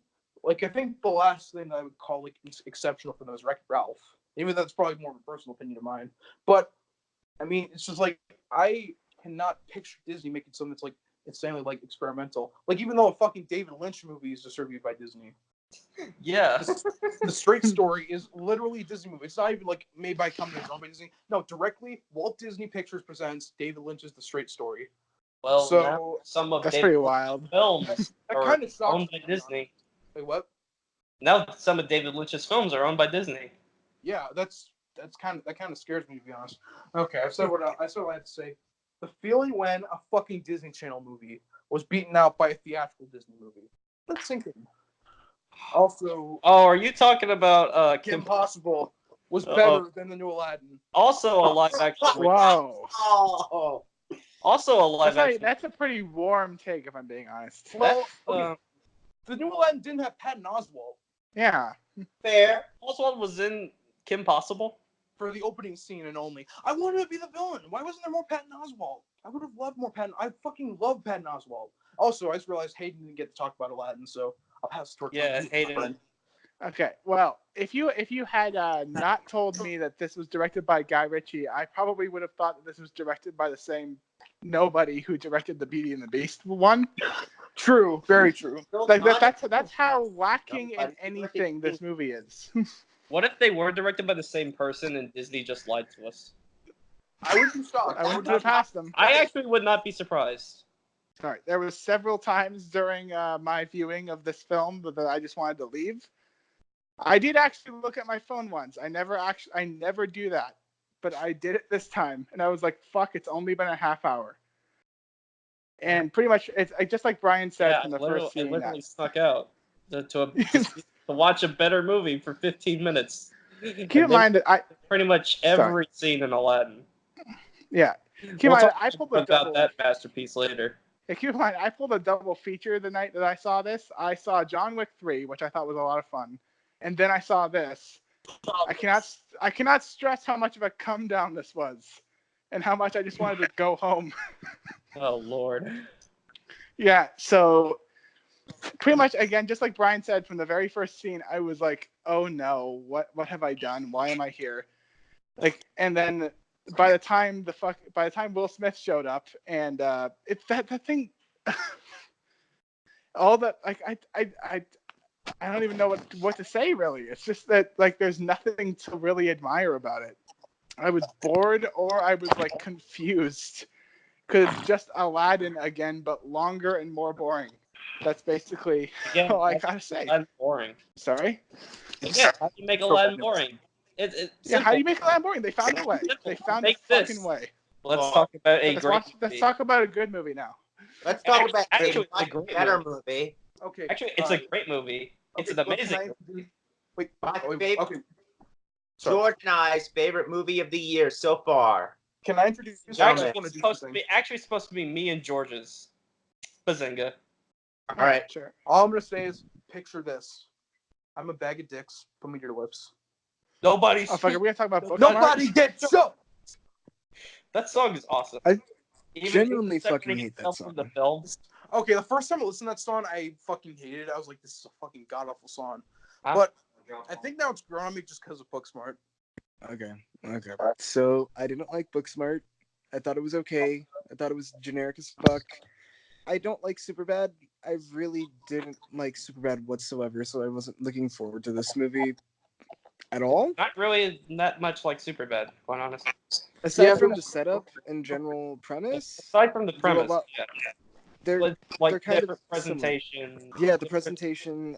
Different actual like storyline overall. Yeah, but it's still, Other than the basic.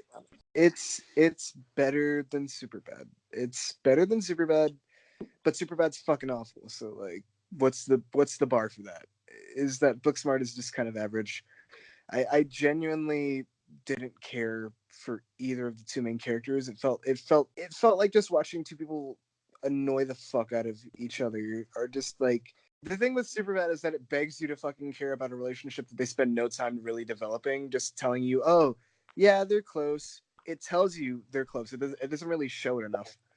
Fucking Booksmart, it shows that they're close. I just gave literally zero fucks about either of them. I could care less about their little voyage of wanting to be college. Actually, it could care less. Bazinga. I just wish it was better. There was very little comedic elements that I found myself laughing at or enjoying. It feels like a movie you're either gonna like or you're just kind of gonna be like, okay, I guess. And I'm on that I guess side because everybody likes this movie except me and Dylan because we fucking we just don't like these type of movies. I just found no sympathy or empathy or just interest in any of the characters in the film. And even then, I just found a lot of like the handling for like, oh, it's a deconstruction of archetypes of fucking like normal high school movies, or not even high school movies, just coming of age movies. And I'm like, okay, but like, what else is there? Because there's not much else. There's some there's some okay dramatic elements. I feel like the dramatic elements work better in Booksmart than in fucking like than in Rocketman. They feel a bit more authentic, but like it's just like it's whatever. All right. It was just boring for me. I could have been watching paint dry and I wouldn't have been able to tell the difference. All right. Well, thanks, Mark, for that. So I got to see Booksmart at an early screening. I got to see it before everyone else did. Well, not everybody else, but everyone else on this podcast. I got invited to an early screening because someone who works at a Regal in Nashville somehow found a YouTube video and found out that I lived near Nashville and invited me to a screening. And I chose to go to Booksmart. And yeah, I mean, I first saw the trailer for this movie. I think it was after it premiered at South by. I thought it premiered at Sundance originally, but no, it premiered at South by. It didn't go to Sundance. And also, I watched the trailer and I was like, okay, this looks like a movie I would enjoy, a movie I'd like, and then I started getting a little bit more hype for it, and then I watched it, and let's let Jeff go now. I went in expecting to really like this movie, and I didn't expect to love it as much as I did. Like, yeah, neither did I. Yeah, this was just right off the bat. I love the energy of the two leads, like in their chemistry and their friendship and everything. Like the whole ensemble cast of this movie is great. Like Caitlin Dever, Beanie Fieldstein, everyone in this great, and I just love their energy. And also, can we give a shout out to Billy Lord, who is yes, huge please, MVP of this movie. Please, I had no idea who she was before this is movie. funny as shit in this movie. Oh my Billy god! Lord is Carrie Fisher's daughter. For those of you who don't know. Yes, I feel bad for her mom died. She is so funny in this movie. I should probably mention something.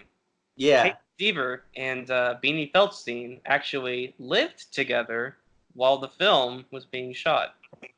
Mm-hmm. Also, it shows. One thing I find weird is that like Caitlin Dever plays the lesbian and Beanie Feldstein's the straight girl, when in all reality it's actually the opposite in real life. Well, Beanie might be bi. Who knows? Well, either bi or lesbian, but she has a girlfriend. I mean, either way, she's the LGBT one. For one thing, that she and her girlfriend are insanely fucking cute together. By the way, I know exactly. They're awesome. I don't even know what her girlfriend's name is. Isn't it like, I don't know, Molly something? I don't know. She's like an actress. That's her girlfriend's dog's name, according what? to. That's her girlfriend's dog's name, according to Beanie's Instagram story. I wonder if that has anything to do with the fact that her character's name in the movie is Molly. I don't know. Yeah, Booksmart. I absolutely loved it. I think after I watched the movie, it shot up to being my favorite film of the year, which I did not expect. I think the most impressive thing about this film, this is Olivia Wilde's directorial debut. Mm-hmm. And she knocked it out of the park. Oh my god, yes. She killed it. I mean, this woman, I mean, she's worked with Martin Scorsese and Spike Jonze, and she must have learned a lot from them. Especially she was in Martin Scorsese movie? She was in Scorsese movie? She was in a show that Scorsese produced and directed. I mean, we all know her as the hot chick in Tron Legacy. I remember her most from BoJack Horseman, I'll be honest. And also a cauliflower in the High Fructose Adventures of the Annoying Orange. God fucking damn you. We need to bring back Annoying Orange. No. I can't even say that ironically. Okay. So yeah, she did an awesome job directing this film. I'm telling you, I want her not just on her on a level of, oh, this is like a competent film. Like the visual presentation, the cinematography, it's great. It's like one of the best. It's like some of the best like visual presentation I've ever seen in a directorial debut. Quite honestly, it's awesome. there's so many like one takes in this movie that are so impressive. There's a scene towards the end of the film that's like inside. It's between Caitlin and Beanie. I'm not going to spoil it, but it's just it's just all in one shot. It's going back and forth between them. It almost reminded me of Birdman, and it was just. Oh, yeah, I love that take. I love that. That take. Oh my god! And also, there's just so many amazing also, the editing, also great. Yes. And again, the cinematography is not climax level. Don't get that impression. I don't know why you compare them. Like climax. Like I'm saying, the cinematography is great, but some people might say, "Oh, he thinks it's the best movie of the year." No, climax. Like best cinematography in a year. No, I mean climax. Blade Runner 2049. They were better cinematography. Roma had better cinematography. Blah blah blah. But this movie has some awesome editing and cinematography. It's got a better visual presentation than Superbad for sure. That's something I could definitely say about that. Again, Beanie and Caitlin, they should be in every movie. They need to make a dozen movies together. Yes. Every movie from now on. Why not make them in? Why not put them in Aladdin? Make two Jasmines and just have it be them. Brother White, what the fuck? It would still be better than what we got. Well, then again, the new Aladdin had brown face extras, so I guess maybe what's the difference? Also, I just want to point out Will Smith is a black man in blueface. I would love to fucking see Olivia Wilde do a Madonna biopic with Diablo Cody writing the script and Dakota Johnson as Madonna. And I want to see Olivia Wilde direct more films. Bro, I wasn't done. She needs to get more directing jobs immediately. She is showing unbelievable a directorial debut. I mean, this is like Bo Burnham 8th grade type. No, I like this movie better than 8th grade. I don't know if I could say that. There's nothing. Sorry, Elsie. There's such tremendous skill for I don't know. a directorial debut. I think Brian already said this. This movie might be a better film, not just on a technical level, but also just directing in general. Might be a better film than Lady Bird, which I really don't. I agree. I really don't want to compare the two because they're so different. They're completely different films, but I'm talking about visual presentation. Okay, wait. Okay, well, just let me. I know it's not my turn. I just want to briefly say this. I hate comparing them because they're both different, and I feel like if I compare them, I just look like I'm just comparing them just because they're both directorial debuts of women, who were actresses. Yeah, comedy actresses. Which I mean, I'm more happy that we're getting more female filmmakers, definitely. But at the same time, if I'm looking at this in terms of what was better directed, Olivia Wilde did a better job. I loved what she did in terms of the look of the movie, in terms of just subtle little things of directing that I just adore. Yeah, but here's the thing. I love both of them. I don't want to put them against each other. Oh yeah. They have strengths in different areas. I would argue Lady Bird is better written, but Booksmart is better directed, I would say. But anyway, yeah. If Olivia Wilde does not get a Best Director nomination at the Oscars, we will redo. We're gonna take down the Academy like Fight Club. Yes. I'm gonna become. I will fucking pull a Mildred Hayes and throw Molotov cocktails to the Oscars. Yeah. I mean, the Oscars aren't suck anyway, but they could redeem themselves by doing this one thing. This one thing. Even if it's Booksmart's only nomination, Olivia Wilde for directing, I'll be fine. I'll be happy.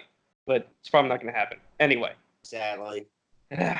Yes. Give Billy Ford a supporting actress nom. Exactly. Please. Also, Caitlin Dever for Best Actress. Not just a nomination, but a win. Seriously. Anyway. Yeah. Booksmart. My favorite, the funniest scene in the movie. I don't know about my favorite. There's a scene in a car involving with Jason Sudeikis driving. Mm-hmm. The ending of that scene. The climax of that scene, if you will. Yes, the Gaspar Noé climax of that scene. Okay, now you're just saying for the sake of that scene, nothing to do with climax. Okay. The climax of that scene, man, I'll tell you, my theater was packed. I swear to God.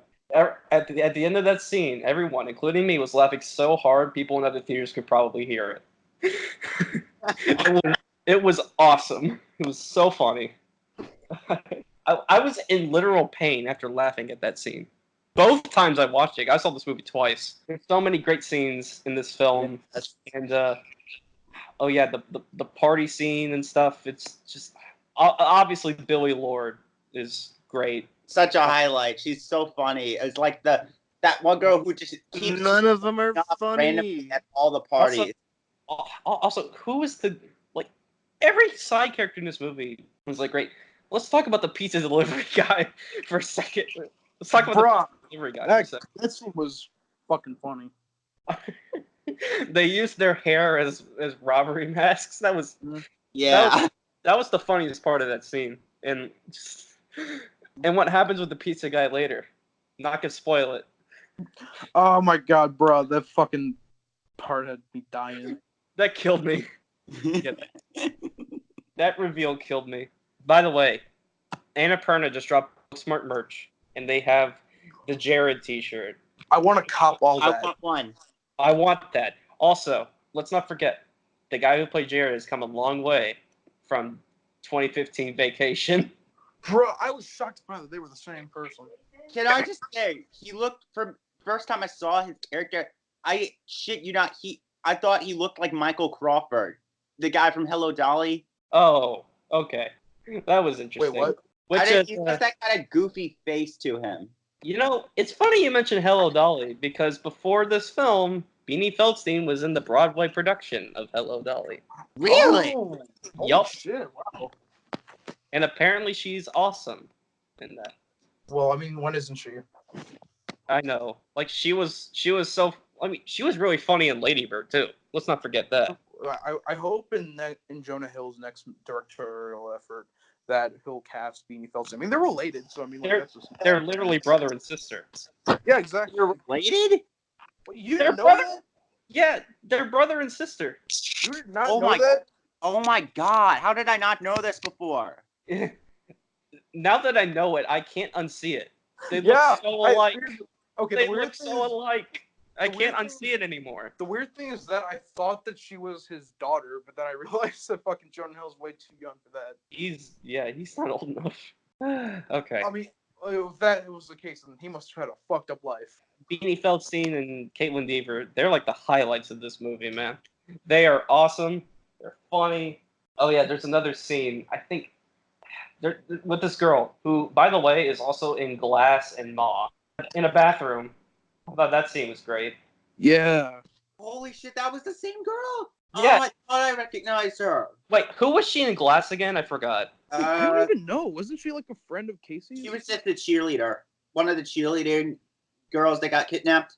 I don't even And know. Ma, she's like the I lead can't even character. remember because Glass was that forgettable. Like, she was the lead girl in Ma. Oh, yeah, she was the lead girl Ma. Yeah. Also, let's talk about this.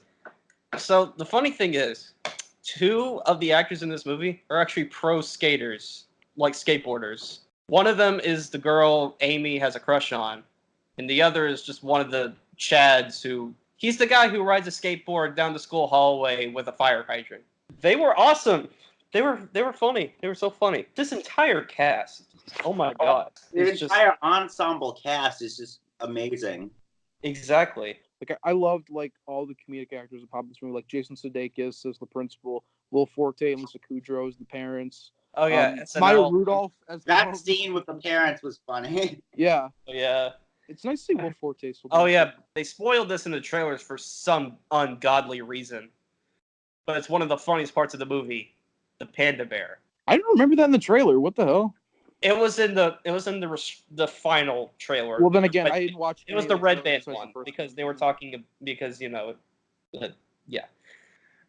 Let Don't it put let that it let it trailer. be shown. Let it be heard on the record that all of what they're describing right now, I did not laugh at. You're just Yeah, because Mark is A pleb. yes a pleb.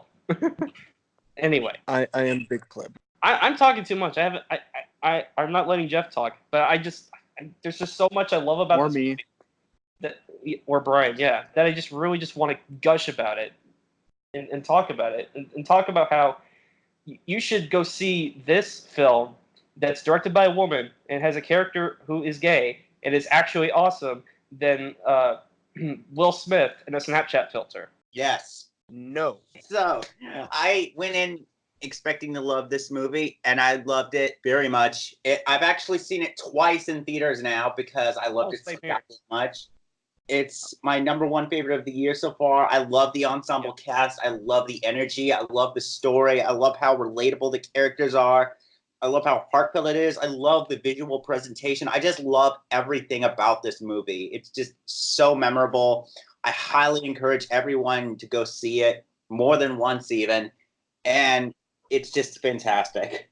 So when I first saw the trailer of this movie, I thought it looked pretty good. I didn't think it looked like anything really special. And when it got like 5 out of 5 reviews from everyone I knew who saw it early, I was expecting to be like that one movie on film Twitter that everyone would fucking rave about, and I would just be like, oh, yeah, it was pretty good. I didn't expect to like fall in love with it. And in ways, I kind of found it to be, well, as much as I loved it, I also in some ways kind of like the movie on a surface level just feels a lot kind of like a typical modern comedy. Like this movie, if this movie was not independent, if this movie was like released by any other studio, maybe it probably wouldn't be seen in a similar light. What am I trying to say? I feel really bad saying that because I do love this movie. I do find it to be exceptional overall. But there's also a lot of that, like you kind of got like the party scenes, or you kind of got like some jokes that kind of feel like they'd probably be out of a typical modern comedy. You know what I mean? Yeah. I don't know. If this was like another Warner Brothers comedy that was one of the ones that turned out to be like really good. But I don't know. I don't even know. But I mean, like it also plays in like quite a bit of cliches.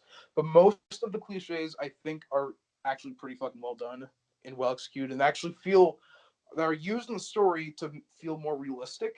Like the cliches in this movie feel more like real life than any other. They just I've seen them done the film recently. kind of fucks with the cliches. Like I feel like the high school cliches in this movie are better used than they were used in Edge of 17, which I feel that's saying because you guys know how I feel about Haley Steinfeld, but I think Booksmart is a much better movie overall. Even though I do like Edge of 17, I do think it's a pretty good movie. I just think the movie does a lot more to stand out, like the visual presentation. And here's the thing: I know I compare it to like a typical modern comedy, but here's the thing: it's different from those in the fact that this one's funny, and even jokes that kind of feel like just typical like mainstream comedy jokes still feel like fresh in the execution. And even though the movie does have a feel that doesn't necessarily feel like anything we haven't seen before, it still feels fresh in the execution and does a lot to stand out. And it does a lot of really fucking well written jokes because the script in this movie I fucking love. There's a lot of insanely well written lines of dialogue. There's a lot of really well written jokes. I love the animated sequence. I'm not going to spoil it, but the animated sequence I thought was insanely well written. I love the kind of like concept of it overall. I know it's just like saying like, oh, you just love the scene just because they turn to dolls, but I meant like in terms of like the actual like writing of the scene and stuff like that. And also, there's a lot of really great emotionally like impactful scenes, like the pool scene, which I cannot remember the last time I held back tears that from how much I personally connected to a scene. And there's a lot of great emotional meat. I think the only part that could probably be sort of a bit of a cliche is that one heated moment between Amy and Molly, which even then I still thought was a well executed scene. I don't know if I want to spoil anything, but everything that plays out in the movie with that feels more real than how it's done in a typical modern comedy. Like this movie feels like a good modern comedy with a smidge of spice, with a lot of really great stuff to make it stand out, particularly the emotional aspect and how it handles high school youth and the writing and the characters and the jokes and all that. Like even though I gave Superbad a higher rating, I think I might like this more at this point because it does a lot much better. So and I would have to rewatch both. There's definitely some jokes in this movie I kind of feel go on for a bit too long, but there's also a lot of jokes I find absolutely hilarious and a lot of jokes I find well written.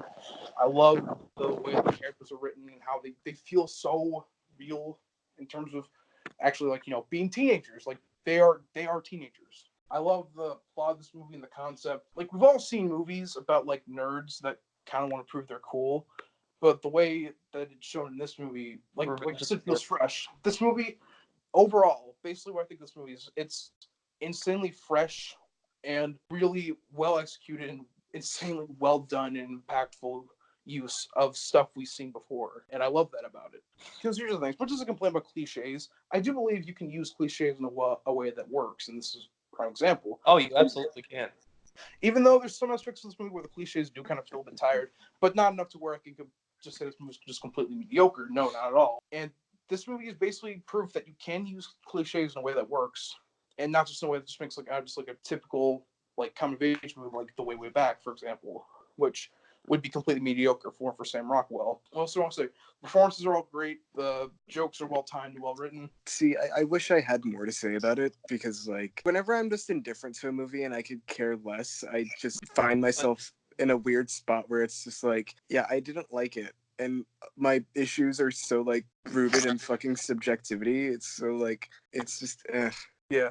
Like it's competent, it's passable, it's decent, and that's all I have to say about it. And I feel bad that that's all I have to say about it. Another thing I love about the movie is how they handled Amy's sexuality, because they don't make it like just they did not exploit it. They don't make a character just for the existence of being gay or just making a character gay for brownie points like Disney or J.K. Rowling does. I fucking hate when people do that because it's so. Well, especially when Disney does, because they just do it just so people will like them. People think they're progressive, even though they don't have the balls to do anything because they don't want to lose money with China, which is another reason why I hate Disney.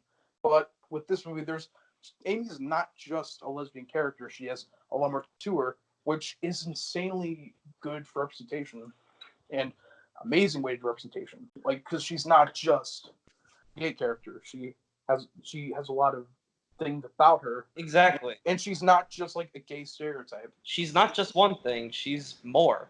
She's insanely realistic, and I love that about it. Some people, when handling minority characters, they just make them just like they're only that and they have no personality. Like, we could have a woman who's like a badass woman, but do they have any personality? No. Like Captain Marvel or the Wasp. And in fact, there's a really amazing quote from one of the writers of this movie that I shared on my Twitter about how when they handled Amy's sexuality, and I recommend you reading it if you can find it on my Twitter. There's so many things about this movie that like an amazing use of representation, not just with the LGBT stuff, but also we also have a like overweight lead that is not just used for jokes. Like usually in every movie there's a character who's somewhat big. They always use them as a joke. Oh, look how fat they are. Oh, they fell down. But this movie's like, oh, she's a character. Every Melissa McCarthy movie. Well, besides Can You Forgive Me? I should have said every Melissa McCarthy comedy movie. But very well. I mean, Can You Forgive Me is somewhat of a comedy. It has comedic parts, but it's mostly drama. Anyway, Molly and Amy are both insanely well-written characters, and also this movie is directed by a woman. Not only that, but George, you didn't even bring up the writers. This movie has 4 writers. All of them are female. And by the way, before anyone says, "Oh, you could have 4 writers on a movie," Birdman. Like, if you have tons of writers on a movie, there's a chance that the script may get fucked up. I mean, like, it really depends if you have 4 talented writers rather than just 3 that are talented and 1 that just fucked everything up, which is basically what I said about Jumanji: Welcome to the Jungle. Yeah. Or any of the Transformers movies. Yeah. Which have like 14 writers. Yeah. Remember the clip? 4 writers. That's where they got 4 writers. We got 14 great writers. We put them in a room. We got a giant poster of Bumblebee. Oh God. But in this movie, there's 4 writers. They all do great things to the script. I don't know how many of them had previous work. Actually, I'm gonna check that real quick. I think one of them wrote Set It Up, which I actually did not enjoy. Yeah, that movie looks generic as fuck. Okay, one of them, actually, most of them don't have that much previous. One of them hadn't wrote anything before. One of them was an actress in a film called Celeste and Jesse Forever, which has Andy Samberg. One of them also wrote Set It Up and Isn't Romantic, and another wrote The Spy Who Dumped Me. And directed it too. Oh, okay. So, yeah, I haven't seen that though. Yeah, and another movie called Life Partners, which she also directed. By the way, the woman who wrote the Isn't It Romantic movie, she's not the only writer. First off, I think it's also based on a book. So actually, none of these writers have like insanely great previous work. Like the movies that they all wrote previously weren't very good, but so they've shown that they have insane talent, and I hope they get better work soon later on. Because holy fuck, they should make Green Book 2. This time it's personal. This time it's personal. This time there's Popeyes instead of KFC. Yes, obviously. Well, that's just Little Nicky. God damn it. With Adam Sandler. Good movie. Okay. We should remake Green Book, but with Chick-fil-A instead of KFC. Honestly, Yeah, Chick-fil-A. Get the fuck out of here. Yeah, I only said that so I could piss off Brian. You know what? I could go for some Chick-fil-A right now. I want some good chicken right now. Fuck you both. Jesus Christ. Fuck you I'm both. hearing Pride Month, you idiot. God damn. No, it's The fine. fries. It's fine. I find it funny than anything, more than funny than anything else. I also love the directing in this movie. For one thing, like I said, I would love to see Olivia Wilde direct a Madonna biopic with Diablo Cody writing and Dakota Johnson playing Madonna and John Turturro playing her manager. John Turturro. If you've ever seen what Madonna's manager looks like, he looks exactly like fucking John Turturro. I'll take your word for it. But with a bigger beard. There's so much I love about this movie. The representation, the writing, the directing. I'm glad this movie exists. And there's one last thing I want to say, but I'm saving it for the end. But I think I have to say something to say right now. My girlfriend Maddie watched this movie, and she said it made her proud to be a woman. It brought a fucking tear to my eye. Aww. Yeah, this movie is so much fun to start to finish. It's bound to become one of my new favorite comfort movies. It's just the type of movie I just pop in when I'm in a bad mood. It'll make me insanely happy and also make me hold back tears. Because the pool scene, the reason why I held back tears because I relate to that scene, and I'm not going to get too personal as to why, but you'll probably guess. Booksmart, go see it, go support it. If you still can, because I'm assuming it's probably going to get pulled out the years because yeah, I'm sure it's probably going to be pulled out of my normie theater. Though it's still playing my normie theater with decent time, so I kind of want to go see it again sometime this week if I can. But my mom doesn't like me seeing. I'm seeing it for a third time. I'm about to see it for a third time. I'm gonna try and see Rocketman a third time. So there's that. So yeah. All right. Booksmart, 8 out of 10. Really great. I loved it, even though it probably makes it seem like I'm digesting a lot of flaws. But I just loved the execution and how it felt fresh. One last thing about this film. This film is the very first film to have a Death Grip song in the credits, in the soundtrack. So if you guys are Anthony Fantano fans. Or YMS fans. Well, Anthony Fantano more. Because, well, sure. Yeah. Well, I mean, YMS also and, yes, cool cat I already spoiled my rating, but Booksmart is a 10 out of 10. I mean, amazing movie. It's so far. I love it. Best movie of the year. Not sure if any film will top it this year. Maybe. Okay, we say that, but a movie always I'm assuming. I don't know. I said the same thing about First Reformed. The only movie, one of the only movies that I think could probably top highlight for my favorite movie of the year so far is probably The Last Black Man in San Francisco. Oh, I'm so hyped for that. What about Once Upon a Time in Hollywood? I was going to mention that. Yeah, that's another contender. Yeah, I have like a few. I think The Irishman's probably got the best shot. I think it's either going to be Once Upon a Time in Hollywood or Last Black Man in San Francisco, or maybe The Dead Don't Die. Who knows? Or maybe even The Lighthouse by Robert. There's a chance it'll probably be The Lighthouse. I am so fucking hyped. Drop the trailer, A24. The film that has the best chance of being Booksmart for me is The Irishman, but that's Scorsese, and yeah.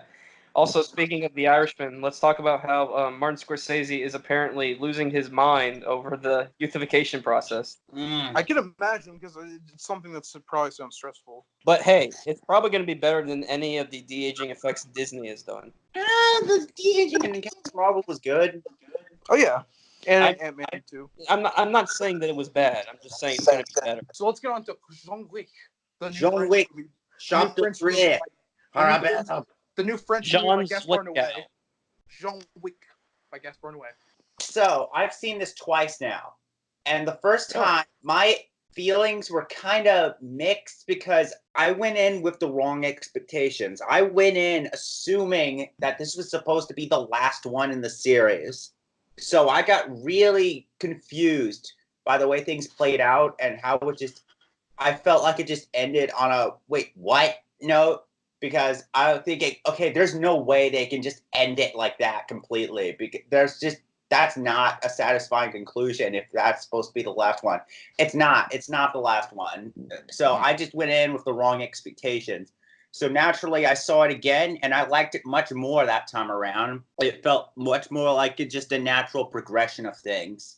So, of course, as we all expect, the action in these movies, and in this one in particular, is absolutely top-notch. Like, the opening knife fight in particular is just unbelievable. Like, I wasn't prepared for how fucking brutal the action in this is. Like, they get some pretty nasty kills in this. Is it as good as the first two? Yes. Honestly, it's maybe my favorite one out of the three, if I'm being perfectly honest. Yeah, they're all increasingly good. Is it as good as Knock Knock? Yeah, no, it's not Shut as good up. as Knock Knock. Shut up, Mark. Shut up, It's Mark. not as good as Also, Knock Knock. it further proves how much of a badass Keanu Reeves is. Oh, hell yeah, I want him to be. Yes. John Wick seems to be a more consistent franchise at this point than Die Hard. Like, yeah, I That's love saying a lot. Rowan to be a great original action franchise that people keep going to see, and it's just fantastic. like I don't want to spoil what it is, but there's a certain scene, there's a certain action scene with Keanu Reeves and Halle Berry that I just thought, like, okay, if these two legit beat the shit out of me and killed me, I would not mind. All I will say is a lot of nut shots. A lot of dogs too. Yeah, like this time the dogs are getting in on the fight. Like, okay, so like the humans killed the dog in the first one, so now the dogs are killing the humans. So that isn't a spoiler. Yeah, awesome. You'll see what happens. Also, I gotta say the sound mixing in this movie Hell is yeah. amazing. Like some of the gunfight sound mixing, like they make some of the fights, like the gunshot sounds, like the shotgun sounds, they really make those sounds intense. Like those gunshot sounds are like freaking meteors. Like you feel the shots. It's just amazing mixing. 8 out of 10. Love it. Can't wait for what's next. It was pretty good. Haven't seen the second one, so I was kind of worried about how much of the story I would get, which didn't really matter because there's not really a lot of story. It was fucking awesome. I kind of struggled to find the words to describe it because it's basically just 2 hours of Keanu Reeves being a badass. But yeah, it's great fun. It's great fun. It's shot beautifully. Also, was Lawrence Fishburne's character in the second one? Yeah. Yeah. Fuck, I need to watch the second one because just a little bit that he was in this one, he was a lot of fun. Have you seen the first one? I have seen the first one, so I got the basics, but I didn't know who the high table were or any of like the. But and What? It didn't really matter. Yeah. Like watching the second one makes this one make a lot more sense. This one takes place like immediately after the end of the second one. Oh, really? Yeah. I feel like I really do need to watch that second one, but it's fine because I don't have a lot to say about it other than that it was great fun and the action choreography was amazing and that fucking knife scene was the best shit I've ever seen in my life. Oh, But yeah, Yeah. Have you seen the first one at least? I have seen the first one. I saw it. Actually, I actually watched that in school. Wait, what? that's. Well, Yeah, you well, live in 'cause Canada, in school. don't you? Yeah. I had it was mostly pretty boring, but they had a filmmaking class that we went to. Oh, that makes sense. Yeah. Yeah, and we watched that because we were tasked with doing an action movie, like a 1-minute action movie thing, and they were like, "Hey, let's watch John Wick because the choreography and stunts in that are like amazing." So yeah, I got to watch John Wick in school, and it was fucking awesome. That's fucking awesome. Well, you live in Canada, and they're like not their system is not as strict on what you guys can watch because in some schools here in America you can't watch a PG-13 film. Yeah, over here we don't give a shit. Once you get into high school, the teachers swear, and they're okay with you swearing too.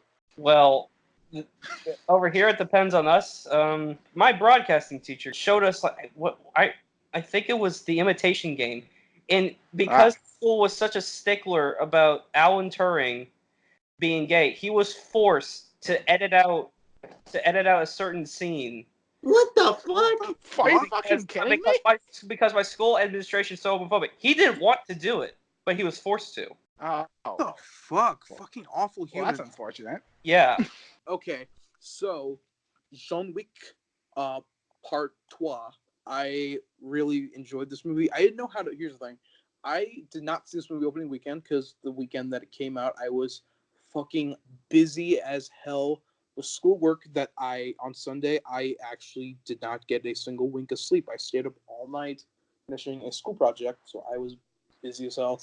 In fact, it was kind of a risk that I saw Rocketman earlier that same weekend because of the fact that it took time away that I probably could have been doing a project, even though I did get it done in the end, so it doesn't really matter. But I mean, like, I couldn't see John Wick, so I saw it next weekend, and I fucking really enjoyed this movie.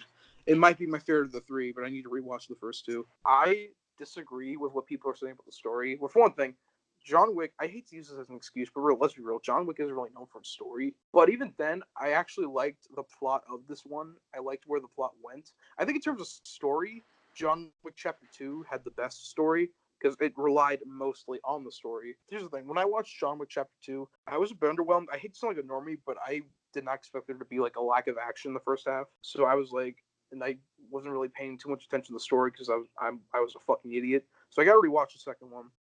But the mix of story and action, this one I think was well put together. I loved the story part of involving Angelica Houston's character. Like, the story is somewhat basic in aspects, but also has a lot of aspects I really like. The story of the first one is insanely basic, but it works with the execution. And the second one had the better story, and the third one just has a story that well executed and has a lot of aspects I like, even though in ways it is basic, but I like the execution of it. And it also had the best action for sure. The action choreography is phenomenal. I wish there was a category at the Oscars for like action choreography, because my god, this would win. All three of them would win in a row. The fucking knife fights, there's so much punching and just beating the fuck up, and oh my god, I had John Wick went for the head. I had a blast watching this movie with my audience, and they all like gasped when John Wick did that with a knife. You've seen the movie, you know what I'm talking about. They all like gasped when that particular part happened. And god, I had a fucking blast. Oh my god, I really, really dug the fuck out of this movie. The action scenes are amazing. The plot is very compelling. I loved where it went. I didn't find it underwhelming. I was worried I'd be underwhelmed because I really was hyping this movie up. But I went with the right expectations. I think it was probably after Jeff told me, because I was expecting this to be the last one too. And I think I almost spoil the ending because we got a couple people here who haven't seen it, and we're not going to spoil it in this podcast. So all I'm going to say is the way this movie ends, if you had a little bit more stuff after that, like at least 20 more minutes after that, this probably could have been a solid send-off to the series. This probably could have been a solid end. Yeah. To the point where I kind of think a fourth one is overkill.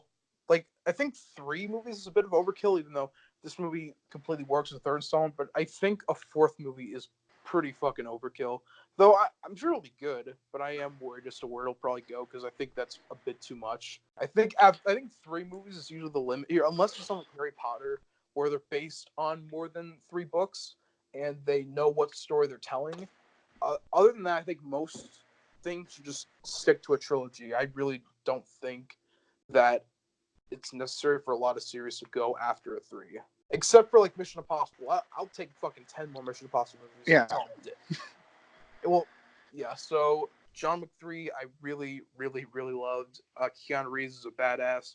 It might not be objectively the best out of the 3, but it's probably the one I enjoyed the most. I like the plot. I like the action. Well, I mean, I adore the action.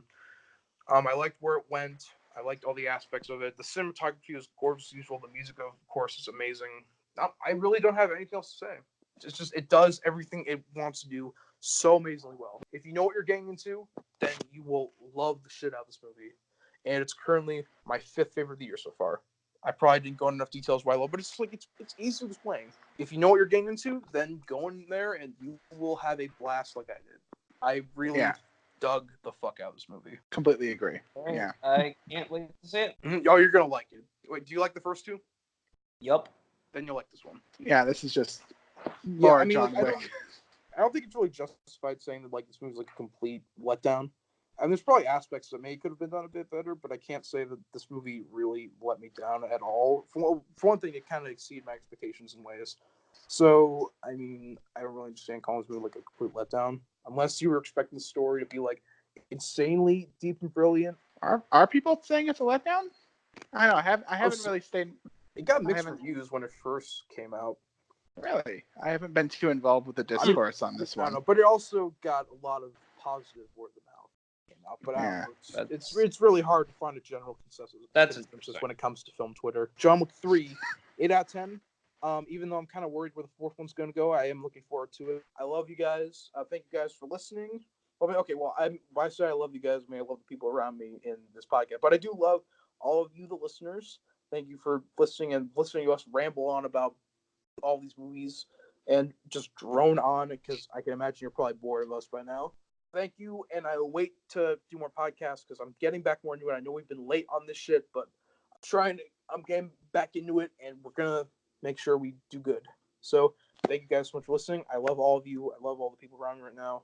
Remember, subscribe and comment. Follow us on Twitter and Letterboxd. That's of your choice, but I'd prefer if you followed me on all those, and if you subscribe. So do as you please. I would prefer that you guys like and share my video where I put the Detective Pikachu dancing video over a song by Tekashi 69. See, that's some quality Twitter content right see, there. See what I was talking about earlier when I said George was an edgelord? Wait, did I say that earlier? I don't know. We've been recording for 4 hours. I was an edgelord. Thank you. So yeah. Good night, guys. Good night. Good night. Time to dance.